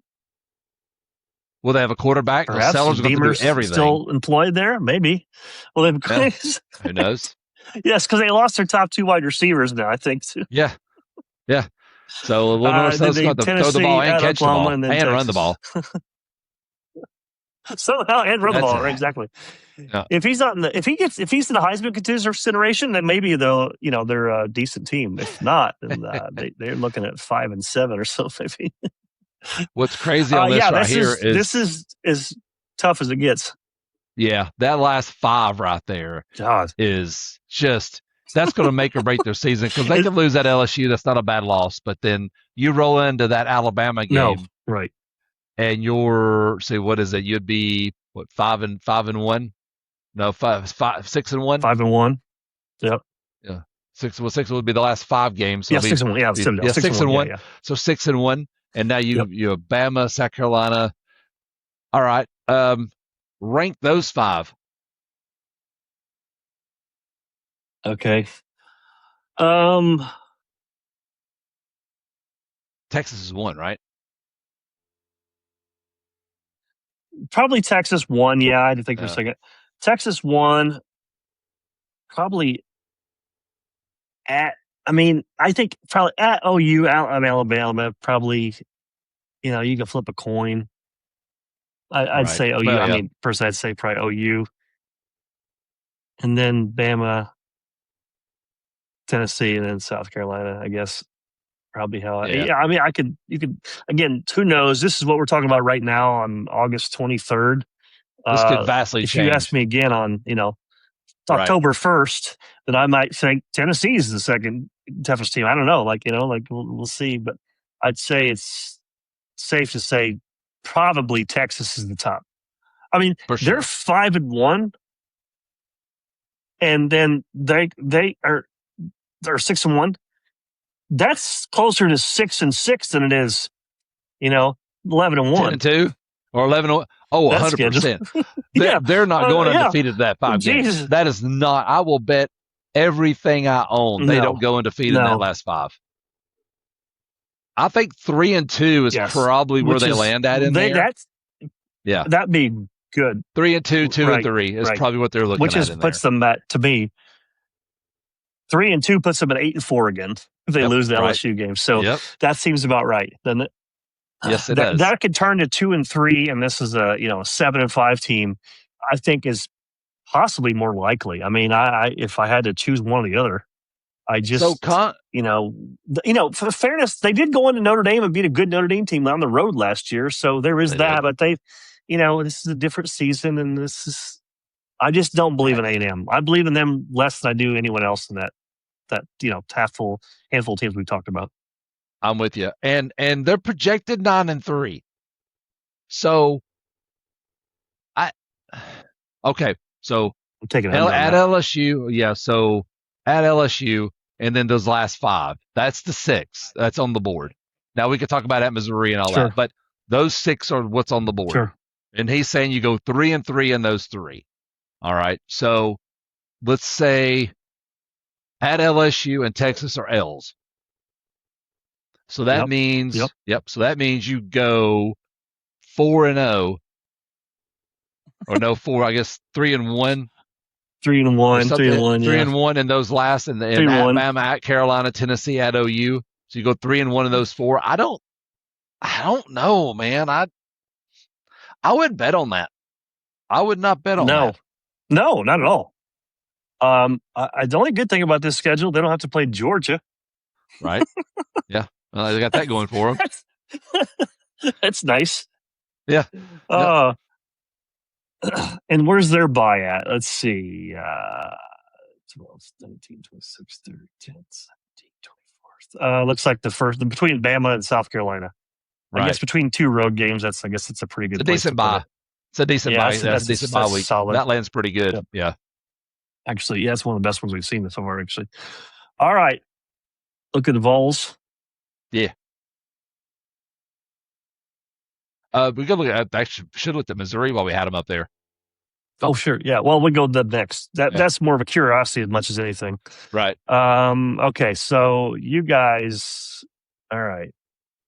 Not a bad schedule. Scrimmage. No, not at all. Georgia Tech's going to be, we talked about them. They're taking a step back. What were they like projected 6-6 this year, I think, maybe? It was, yeah, something like that in the ACC. Yeah. Yeah. So you'll know, you also get a freshman quarterback playing on the road first time. Who knows? Weird shit can happen. Night game in Atlanta.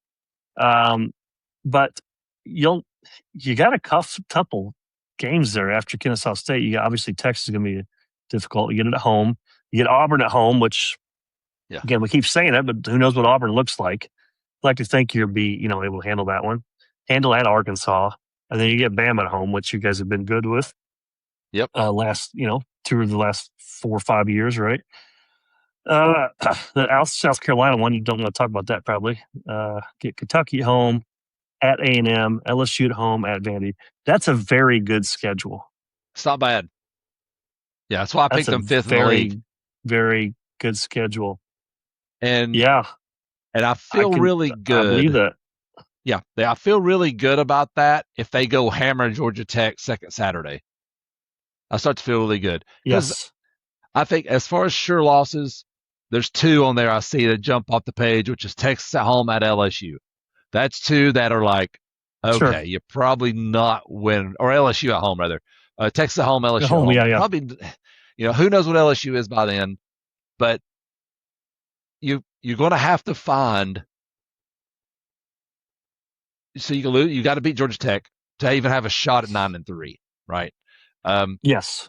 And then you got Auburn at home, Bama at home, LSU at home, at A&M, at South Carolina. That's 5. So now you got to go 3-2 in those games, and it's going to be at A&M is going to be hard. I think for you to get to 9-3, you're going to have to split A&M and LSU. And you're going to have to 100%. You're going to have to beat Alabama. You got to go to Arkansas and win. You got to go to South Carolina and win. But you're going to have to. Yeah, you have to win a couple tough games in there, right? You're going to have to win. I mean, Texas. I mean, you get at home at least. It's not impossible. They're just going to be so. They should be so good. That's if you're going to lose one, that's the one to drop. But then you have other teams that are certainly comparable talent. But you get Alabama and LSU to home like. Those are you have to win some tough games at home against good teams, and if you're going to be in a playoff team, you have to win at 1 or 2 of those games to be in. Like, call me crazy. I can squint and see them going in November 6-1. I don't think that's crazy at all. Yeah, I think you can. I think.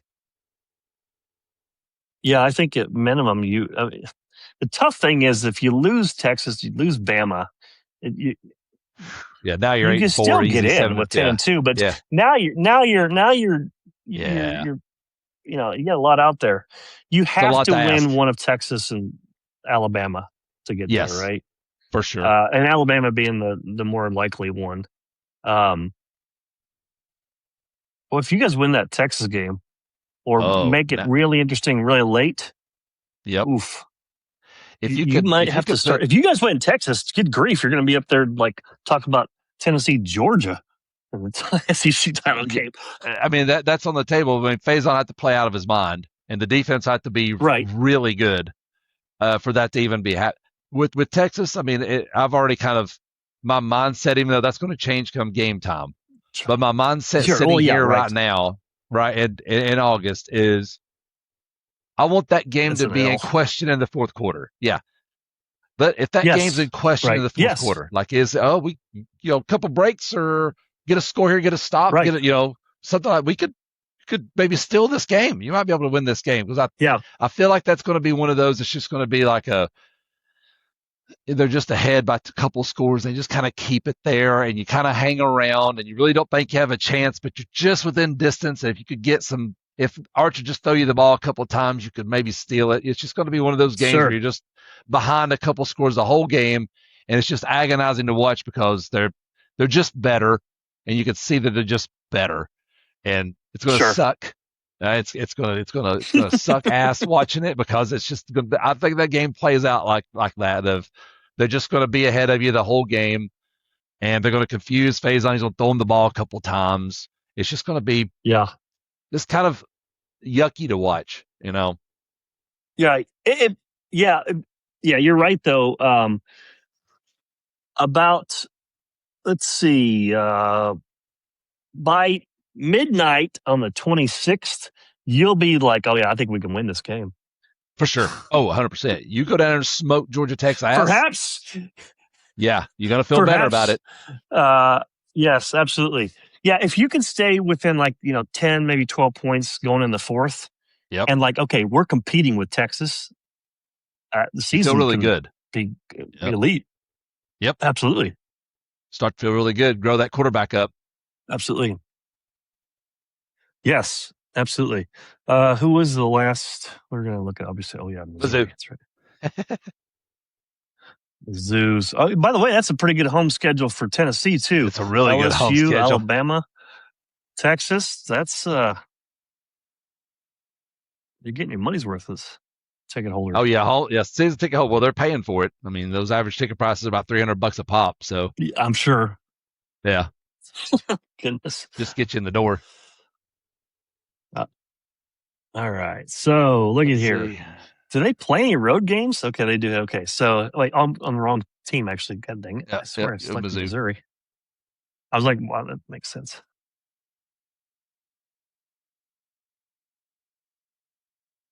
All right. So look, you get Florida at home, A&M at home, Texas at home, and Oklahoma at home. Kentucky. That's not bad. I mean, that's pretty damn good, actually. Yeah, that's a decent home schedule. Your toughest, man. Maybe we should talk about Mizzou. I mean, I don't. With Hardy's not playing the season opener. I didn't see that. He's dinged. So it matters much against Pine Bluff, but if he's got that's right. I forget he got shot last summer or whenever it was.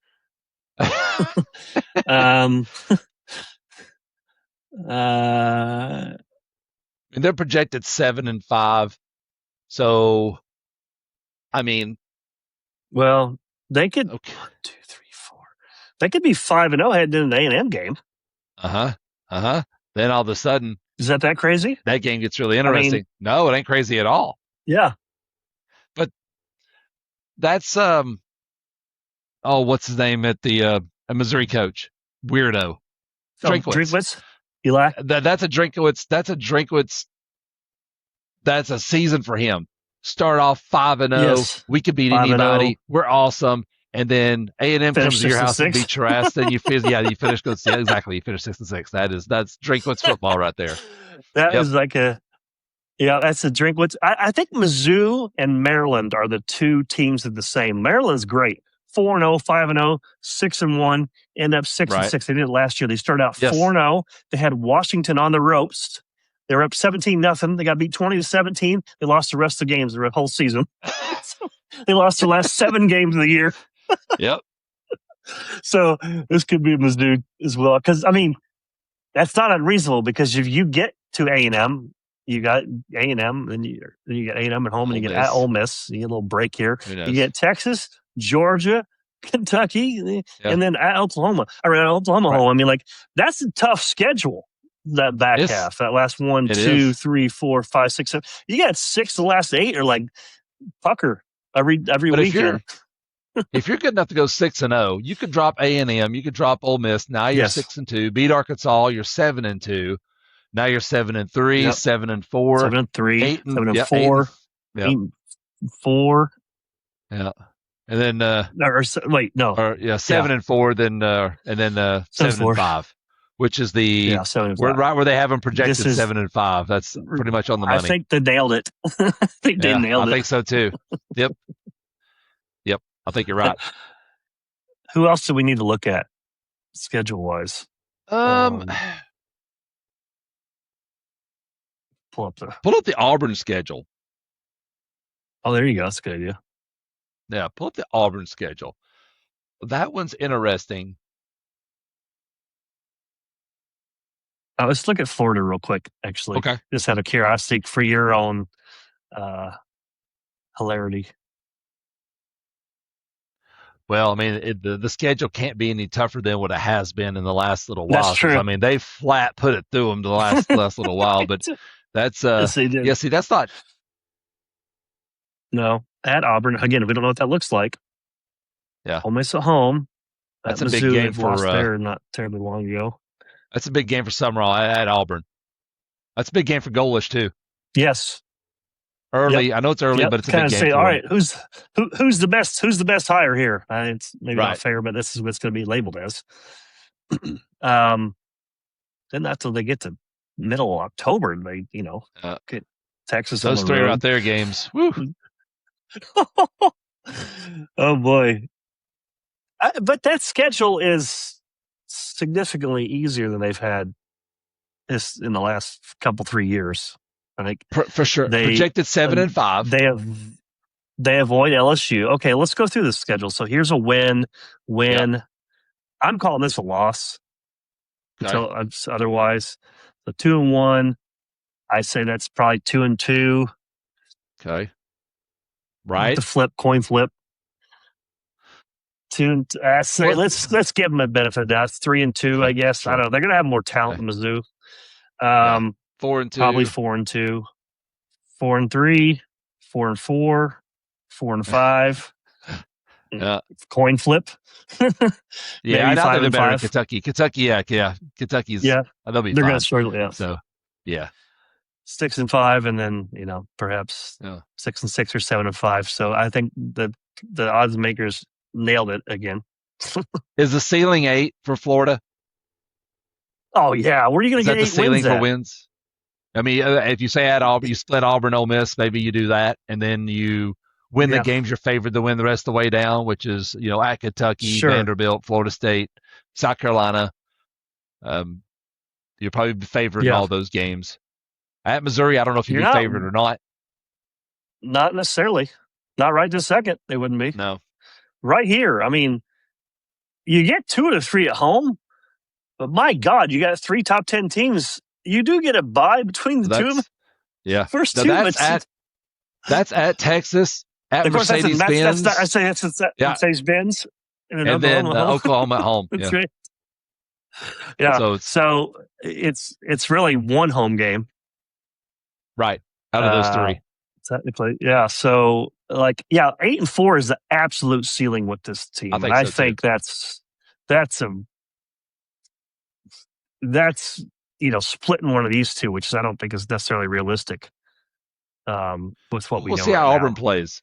We'll see how they play. I say you don't know what they're going to be either. That's what's going to be so much fun about this league this year, and watching it is with the new coaches in different spots now.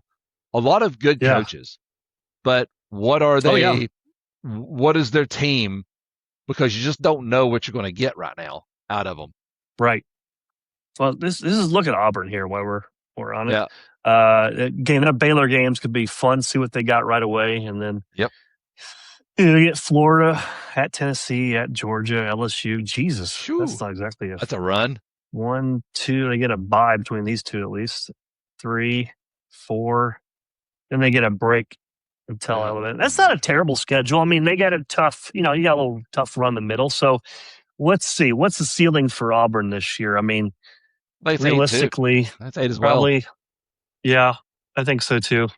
But you got to beat Baylor. Yeah, you got to win that Baylor game to be able to sniff 8 games. Yes, right. You don't, and you're maybe a 5-7 kind of team closer. Oh, you could be very quick. Yep. Here's a win, probably a win. Vandy win, Arkansas win, Mississippi State probably win. Now Mississippi State we've already established they're going to get someone or scare the shit out of somebody. So yes. 1, 2. I only see 4 wins that you can pretty much be sure of. Mm-hmm. Yep. Everything else. So then that means, okay, so you beat Baylor. You get that one. That's 5. That gets you to 5. And then you're going to have to get the Florida game at home to get to 6. And then you got to go get one at Tennessee or at Georgia, at Ole Miss and LSU, that middle part, and then at Bama. So I don't think so. I think they're losing 4. I think maybe this may be the more. Yeah, 7's the ceiling. I think actually, yeah. Unless they look like incredible against Baylor. Of course, we don't know. Maybe Baylor will be dog shit too. But like Lagway, we won't really know much until. Yeah, exactly. That's the interesting. Lagway, if he looks good, they could, in theory, 1, 2, 3, 4, and be undefeated, climb into that Tennessee game in first October. That'd be awesome. That'd be interesting, right? Yeah. Well, that'd be interesting, and I say that'd be awesome off the top of my head, just because it's goalish and Auburn, and when Auburn's good, that I want it to be good, but right. I want them to suck because they're coming to Tennessee. You're going to have to win that game for your UT. If they're undefeated and playing really good football coming in, all of a sudden that game's like, oh boy, oh right? Man, now it's like that'd be so. Have a ex coach come in and beat you on your home turf. That'll suck. That would be not the one you want. Yeah. No. And then that puts 7-5, 8-4 right on the table for Tennessee this year. That's what they're going to be. If you lose that Auburn game, because that means you've lost Texas too. If you can't beat Auburn at home, you wouldn't beat Texas. So no. Yeah. Right. That's difficult. Did we miss anybody we care about? We hit Ole Miss, right? I don't think so. Okay. No, I don't think so. All right. I think that's. Man, so how many 41 minutes. SEC going to get in the playoff? Nailed it. How many are going to get in the playoffs? I'm going to say 2. I'm going to say 2, maybe 3. Yeah, maybe actually probably 3. I'll say 3. They got, was it 4 last year? I think it'll be 3. Georgia. Yeah. The Georgia, A&M. Georgia, A&M. Bama, and Ole Miss. And I know they got Oklahoma too. They have 5. Miss, yeah, no. That's right. Yeah, 5. That's right. Yeah. Oh, so shit. They'll probably get 4. Then I would say right. 3 or 4. I don't think it'd be that much different. I mean, Yeah. I think it's minimum of 3. I think so. I think a minimum of 3 is probably a good bet. I think that's a great bet. Minimum of 3. I think, we can pretty much count these 2 are going to be in, right? Georgia and Texas. Right. From there, Oklahoma, again, we talked about that. We'll know what they're going to be in the playoffs by October 10th. Yes, really quick. Yeah, I mean, so A&M, I'm just not seeing it. I think they're destined for 8-4. LSU, I just they're going to be good, but I don't know if year 1 they're going to be a playoff team. Alabama could just do their thing and at least kind of sneak in, but I think they're closer to an 8-4 team than they are a 10-2 team.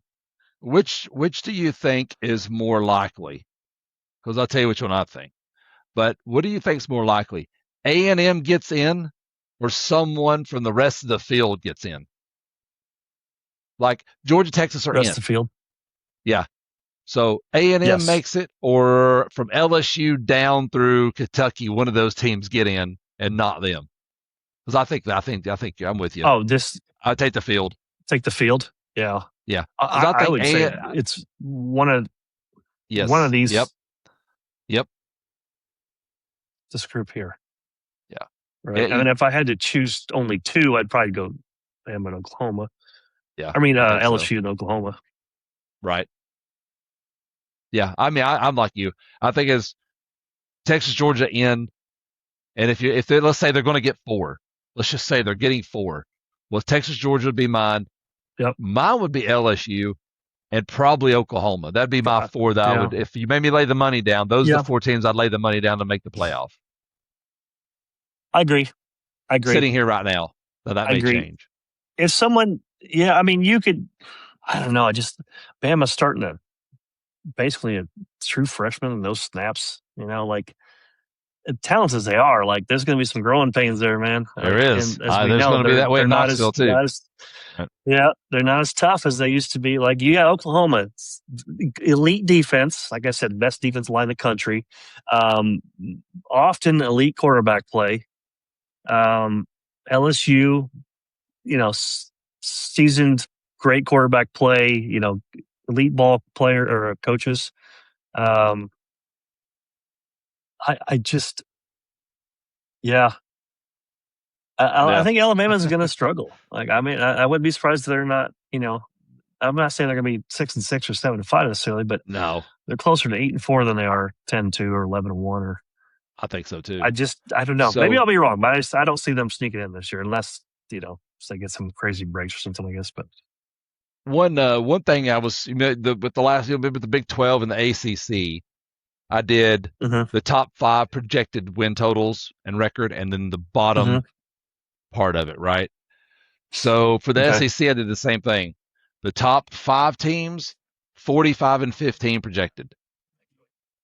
So okay, 45-15 is the top 5. The rest of the league, this is OU down through Kentucky, 70-62. So in comparison, oh, the Big 12 was 67-65 for the bottom half, or the bottom 2/3, or whatever it okay, was. The ACC was yep, 71-73 projected. So better, but not. I thought it would be more. I thought it would be probably. I thought if you would maybe say, what do you think that'll be, Chris? I think there's will be. I thought there's will be 10 games better win loss total for the rest sure, of the league than that. They wound up being 8. It'll be interesting to see the Big Ten when we do it next week, how they shape up in yeah. that same thing. Because I it bet looks it's like it's quite just kind of similar. the. I think it is too. I think they'll all be quite similar. Yeah. Yep. Yeah, because you have some real bottom feeders in both conferences. Like you got, for example, Yeah. Arkansas and Purdue are going to be terrible. You know, Right. like probably Northwestern and Mississippi State plays at Minnesota. That's kind of a fun game this year, by the way. Uh, I'm excited to watch that. That's a nice Big Ten Is that at reasonable Lambeau? Is that the matchup. one at Lambeau? Where's that? No, Where's the no, one? No, it's Wisconsin. And that's Notre Dame, Wisconsin. Yeah, that's right. Notre Okay, Dame, that's right. Wisconsin. Yep. Yeah, so Mississippi State travels to Minneapolis, so that's kind of fun. Really? Um, What and you game? got First game, second yeah, game? isn't that funny? It's second, I believe. Yeah, second game. Oh, Yeah, that will be so that's kind interesting. of How about fun. that? Fun little Good. Yep. matchup, right? Yep. Because you got a PJ Fleck team who is always 8-5 after he's won 7 consecutive ball games. By the way, so what he does is he Wow. goes 7-5 and then wins his bowl game, so he ends up 8-5 and Yeah. just keeps getting renewed. And that's just their peak, you know, because they're not going to be the team that spends 28 million to Nope. actually compete. They don't have that kind of resources. What are they spending money on up So there that's then? kind of a reasonable matchup. Nothing. They don't. Not the basketball program. Not. I So mean, what are they good at? perhaps the hockey team, maybe a little Wrestling? bit. Like I know, like wrestling, perhaps. Probably not swimming. You know, No, they don't swim it's too up cold to there. swim even It's inside. too cold. Yep. No, no, no. Yeah, they just don't have. They don't have a Mark Cuban as their donor, or they don't have Right. those that kind of resources. And the campus is just like it's in the city. It's just there's nothing charming about it, right? There's just it's Okay. just Gotcha. kind of not super safe. Like it's just going to be difficult to. They have a hard time keeping the top kids in Minneapolis metro area home to play. Let alone bring any elite talent from out of state or anything Right. like that. That's so yeah, I think that so next week's we'll do the Big Ten, of Yep. course, and I think we'll talk similar about it. But I so no SEC teams ranked in the top 4, or is it? Yeah, for the first time. No, is that right? No, Georgia's 4 on there. Well, it's projections. Never No, I mind. mean maybe I'm What, in the sorry. No, AP? um, yeah, I gotta look at that actually. That don't sound right. I figured Texas or Georgia wouldn't be in the top 4 No. or 5. Yeah, there we go. Okay, That's so weird. I think it was what I heard was there's not an SEC team ranked in the top 2 for the first Oh, time okay. since whatever 1960 All or right. something like that. Gotcha. So, um, And I guess we'll get to that, but I don't believe this. I Well, think there's some discrepancies here. That all means exactly dick anyway. I don't even know why they do a preseason ranking, just something for get on talk about. They shouldn't even. I mean, they shouldn't do them until they don't even matter until the playoff rankings come out anyway. They don't matter. So until the playoff rankings come out halfway through the year, none of this. I mean, this is just fodder for us to get on here and talk about. But yeah, we could dissect that right there, and there'd be so much you could make a case for moving teams up or down. So, it's whatever. Right. And I agree with you. It doesn't matter. No, matters zero. All right. Absolutely zero. I need two teams from you. One team is going to be surprising you this year and not necessarily make a playoff. Not a playoff, but they'll be a good team and they'll compete and made up like 8-4, but they'll be in every game. I want that, and I want one team who's going to be disappointing based on their preseason expectations from SEC. Well, we've already discussed both those. We probably have said it, basically, yeah. We have. But for me, it's Tennessee. I think they overachieve for what they are.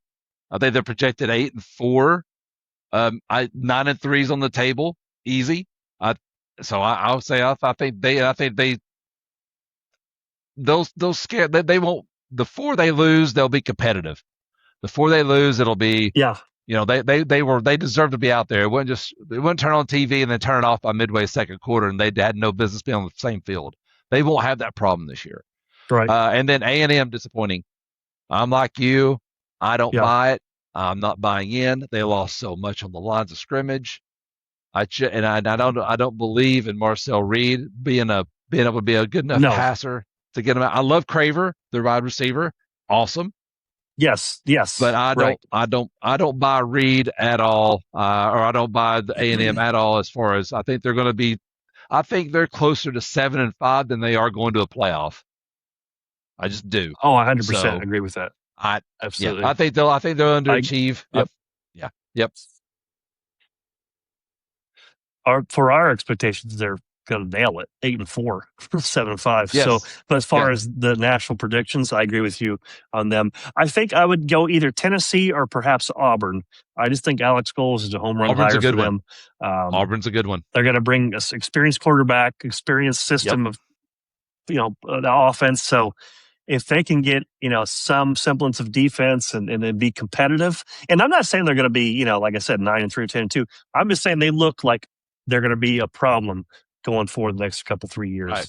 And so that's where I'm at. Auburn would be my sort of surprise team. Yeah, that's a good one. Which is good for college football. Yeah, that's a good one. I love Alex Golesh. I mean, I would have. If Heupel would have left for whatever reason or something would have happened and they would have hired him, I'd have been okay with that. I think he's a fantastic football coach. Right. That makes you happier than Florida hiring him at the state. That's for sure. Huh? For sure. 100%. Yeah. Florida messed up not getting him. They should have gotten him. They should have went after him and got him. We talked about this, man. We talked about this early in the season when it was clear that Billy Napier's dead man walking.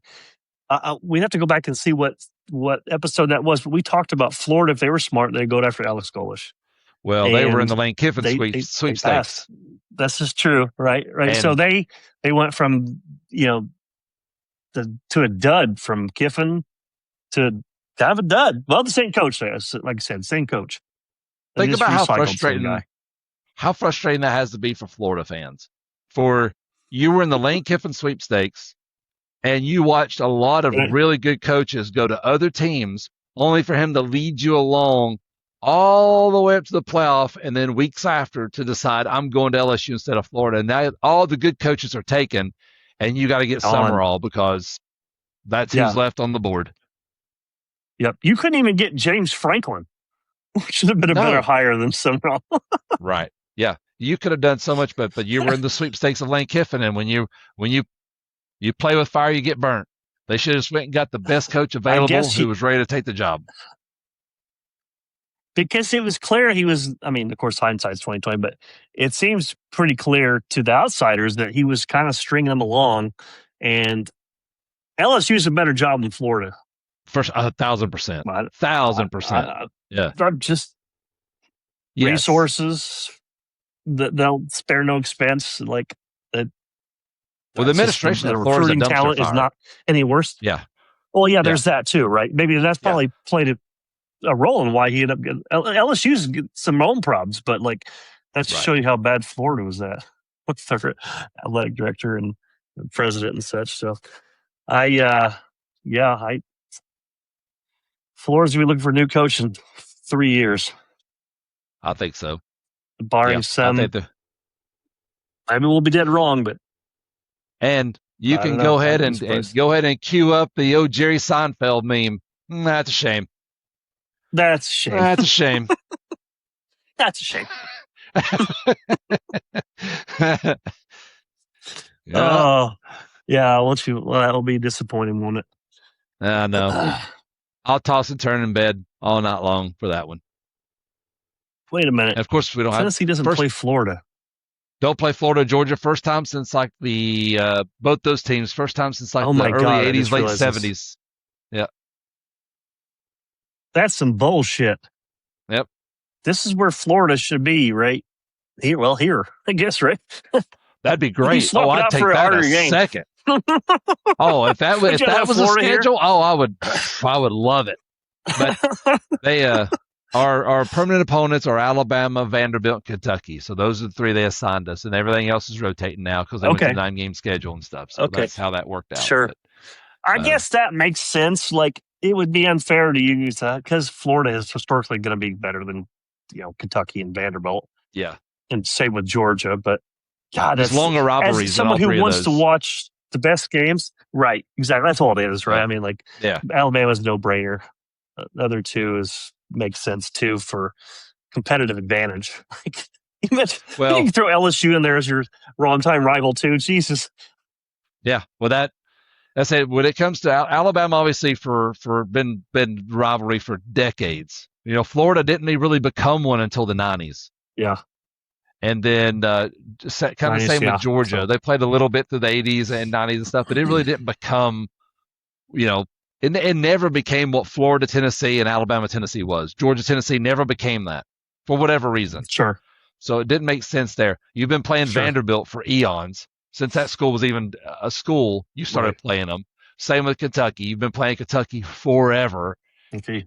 So the three, even though for competitive advantage, it's good because some of these teams got like hosed when it comes to 3 common opponents. So I ain't complaining about 3 common, but it sucks they rolled off the schedule. Do you know the other common opponents? Like, what's Bama's commons? Obviously Tennessee and what the other two? Auburn, Tennessee. Yeah, Auburn, Tennessee, and I think it's Georgia. No, it's not. It's not Georgia. I don't know. I'll have to look up and see. I know it's Auburn. I know it's Tennessee. I don't. Let's see. The third one.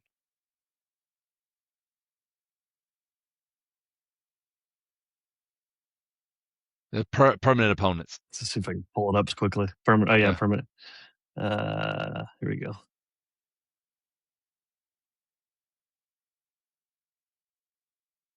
Da da da da da da. This is all. Da da da. This is.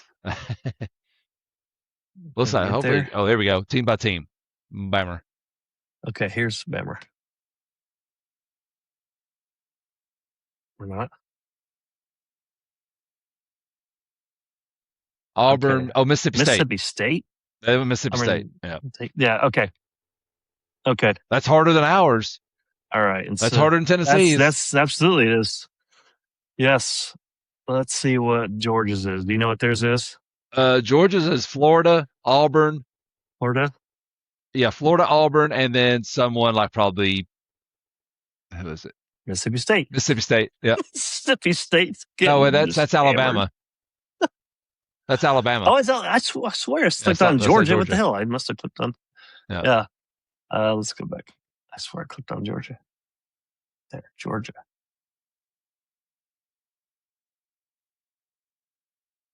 It still says Alabama. I wonder if that's one whole thing. If you I keep scrolling. Oh, okay. I just scroll. Yeah, there you go. I'm sorry. I just keep scrolling. Never mind. Oops, I missed. I think you missed it. Yeah. EFG. There it is. Auburn, Florida, South Carolina. South Carolina. Okay. Yeah. So that's That's not bad for Georgia fans. Not where Florida is right now.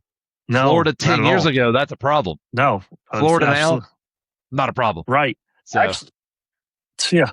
Florida and like, this is perfect for Georgia. None of these it teams is. right this Auburn moment is are relevant necessarily. any I mean, trouble. they could be certainly, but like Yep. Auburn's the closest thing to being relevant. But they, right? If you're a Georgia fan, you gotta be happy about that. Auburn's Let's closer see. than Florida to being relevant. What else we I'm got? like you. You know, when you talked about your surprise team, Absolutely, no, I agree think 100%. Auburn ascends before Florida does. 100%.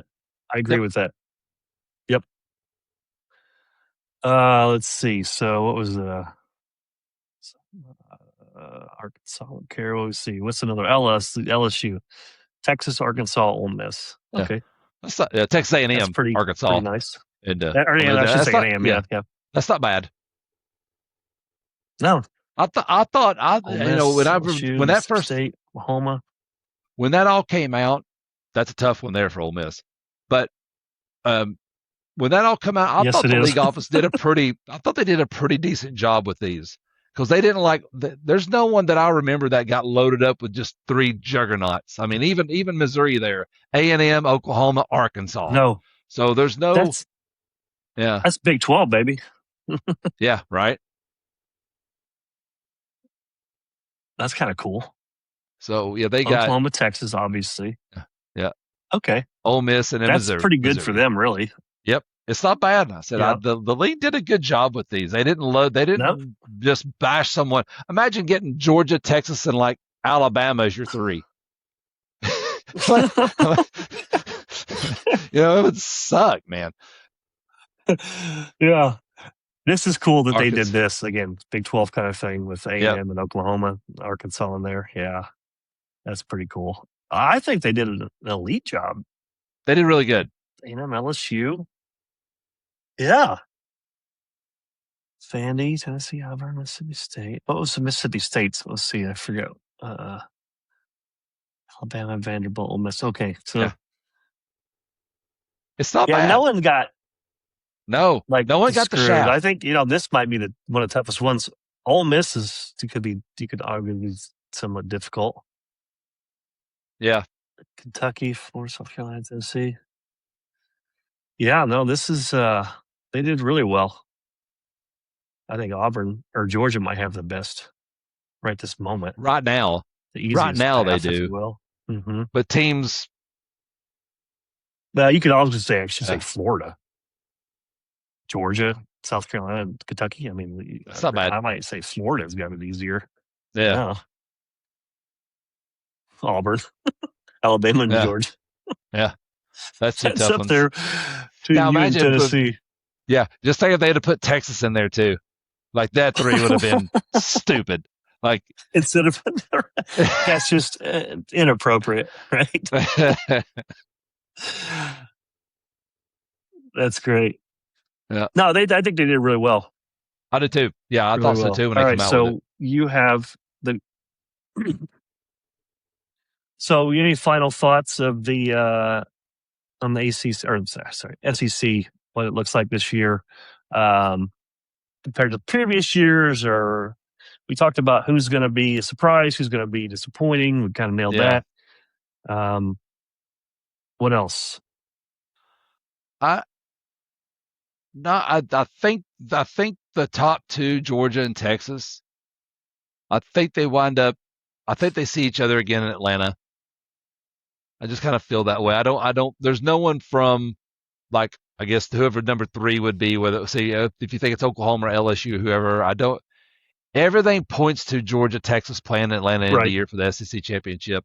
But like we talked about a little bit last year, that game doesn't mean anything anymore. You almost like A&M missed it last year because Texas beat them. Best thing that could have happened for A&M. Right. Go and let Alabama go play those guys. Absolutely. Let Alabama go play them. We don't. Nobody cares. I get to host I get to host a playoff game. Perfect. But just when you think everything points to this is what's going to happen, something different comes of it. So I would, of Texas or Georgia. Yes. I think one of those 2 are 100% there. And you could almost flip a coin whether one of the other two and then someone else from the field gets there. Like if you had to choose Texas or Georgia get there or the field, one of those two teams ain't going to make it. Whichever one too, or do you take the field? Someone ascending like LSU or Oklahoma or Ole Miss again with Chambliss or something like that.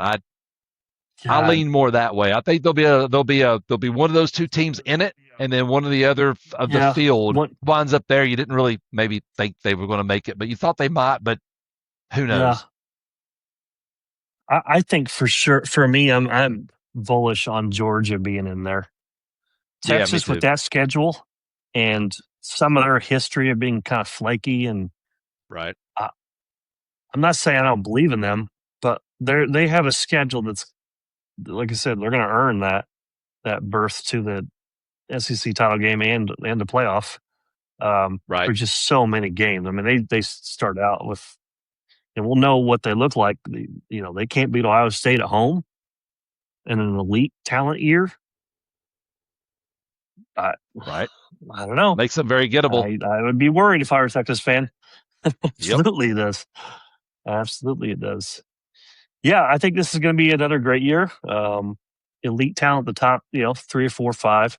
Maybe this is a question for next week we could answer, but I think we both agree the SEC, the Big Ten, are the top 2 conferences as far as likelihood of putting more teams in there and winning a title.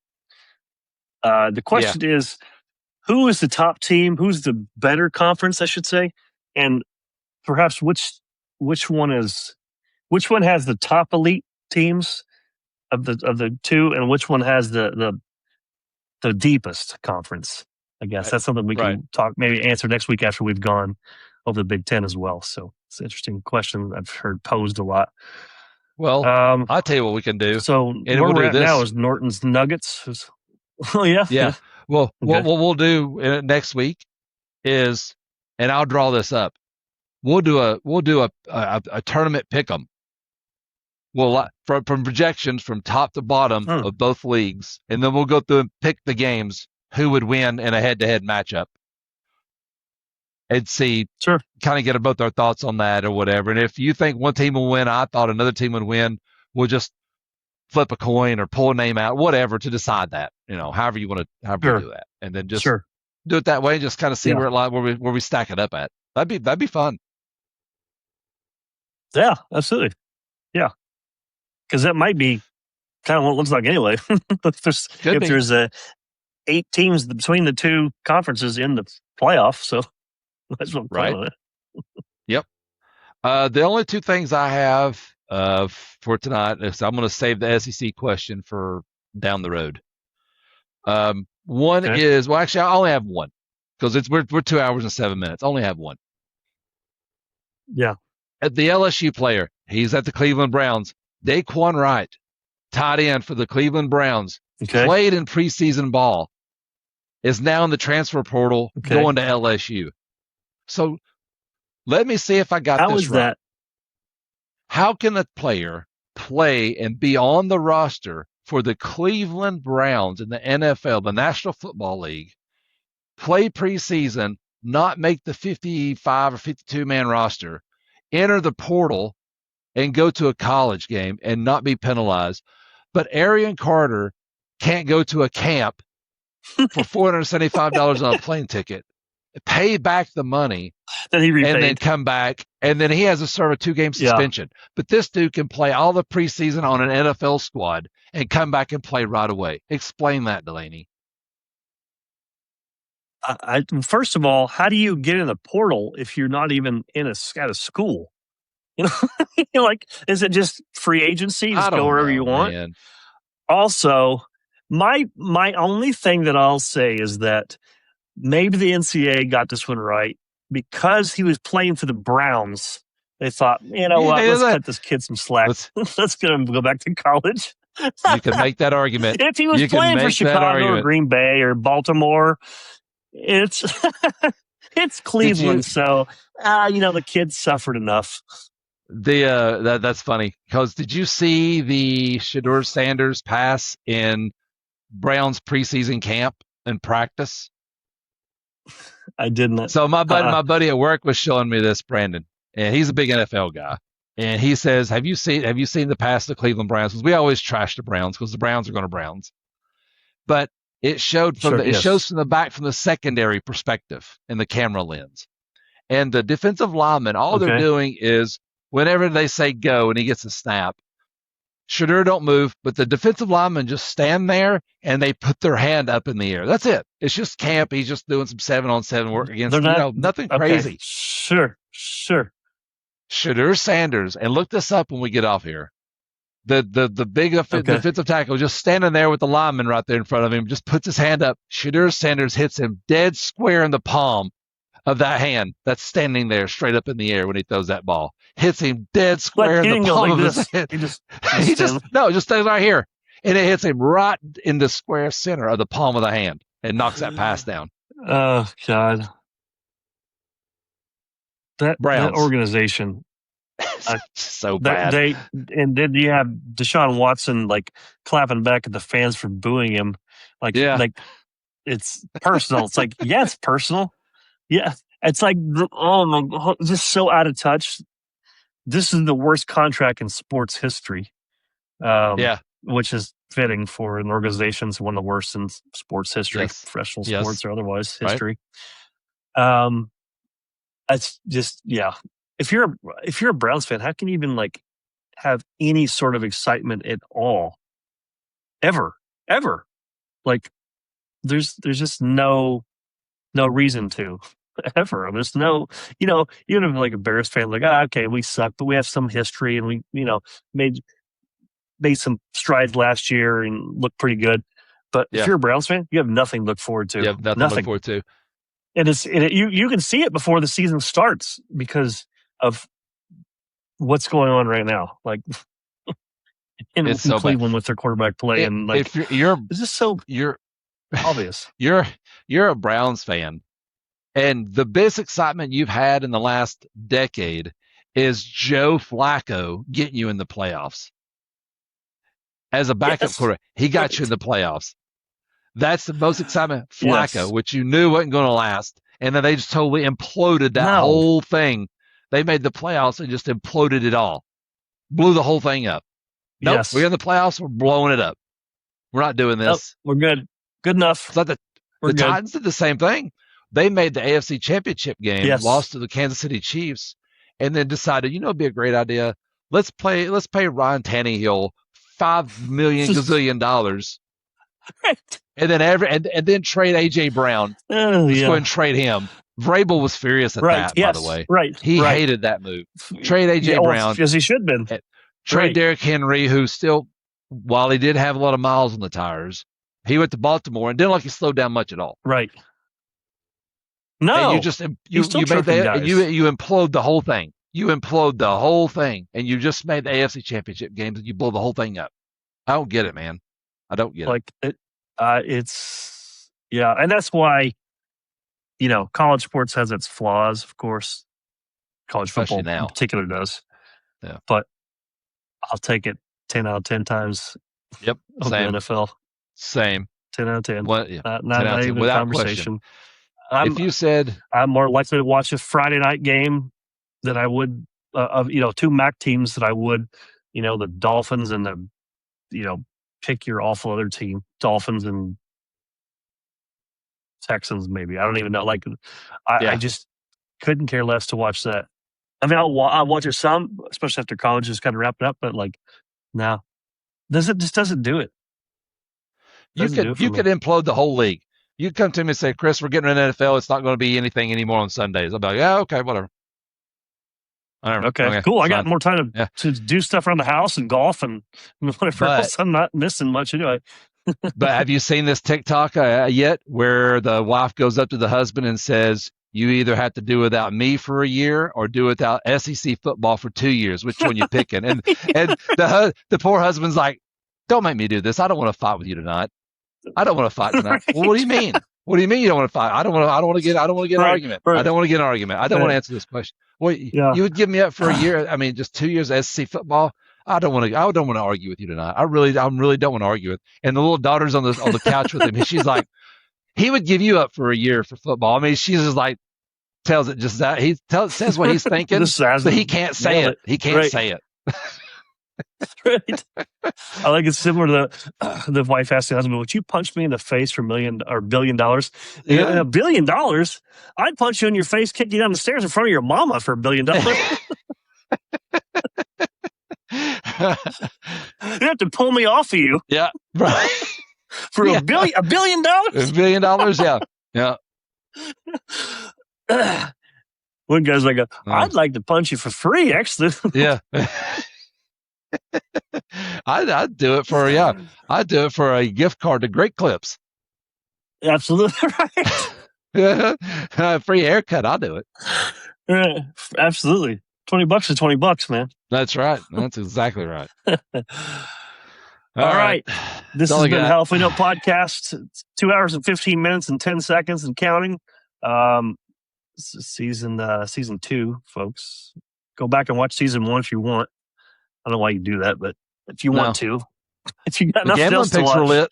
The gambling picks were good. We'll be going over those next week, leading up to the first weekend, last year weekend. Tell us. I guess we're not going to do the same thing this year, but go ahead and get a recap what we did last year. Well, I got to get the stats out, but I know last year we did the SEC home games. Yeah, just what we did, like a 70% clip. And we wound up, I think we about broke even. We might have lost a little bit of money on that because the underdogs didn't win their fair share, which means you just didn't have enough of that happen to be able to overcome the rest of them, because there was a lot of them. Alabama would beat some nobody. South Carolina, barely. You'd bet $10 and only win like $1, and so you need underdogs. So the percentage is right, but gambling on it is not the smartest way to go. Which you're not going to win. Is why everyone don't gamble on it. That's why Vegas don't care about that stat. Right. Because you can't make money long term. But we killed in the playoffs. We want a high clip, and I'll have all that when we go into our preview show and do our we start to lay down our gambling picks. I'll recap the playoff because we killed the playoff. We did really good in the playoff. Yes. We nailed that one. But as far as the season, I don't know what we'll do this year. We'll figure it out. We'll come up with a plan. But I think we may just do a minimum. We do is like a handful of straight ups or so maybe the top games, the top games of the weekend. Maybe 5 each. Or something. Do 10 games total and pick out 5 each to do them, and just pull the game out of a hat, and whoever turn it is, you pick that game. And we're going to do our same betting though, against the spread, straight up, over under, just like we did the playoff. That's going to be our betting all year, and let's see if we can make a little money. Yep. All right, folks. This is the end. 2 hours, 17 minutes. SEC preview is done. We'll be back next week for the Big Ten preview, which will be just as exciting. Yeah, I think. But lots to talk about next week, and then we have we'll do a playoff preview and kind of mixing some other things. And Norton's Nuggets will be back with some more things, and we get some more questions to throw at you. So thanks for watching. We'll talk to you soon. Have a great night.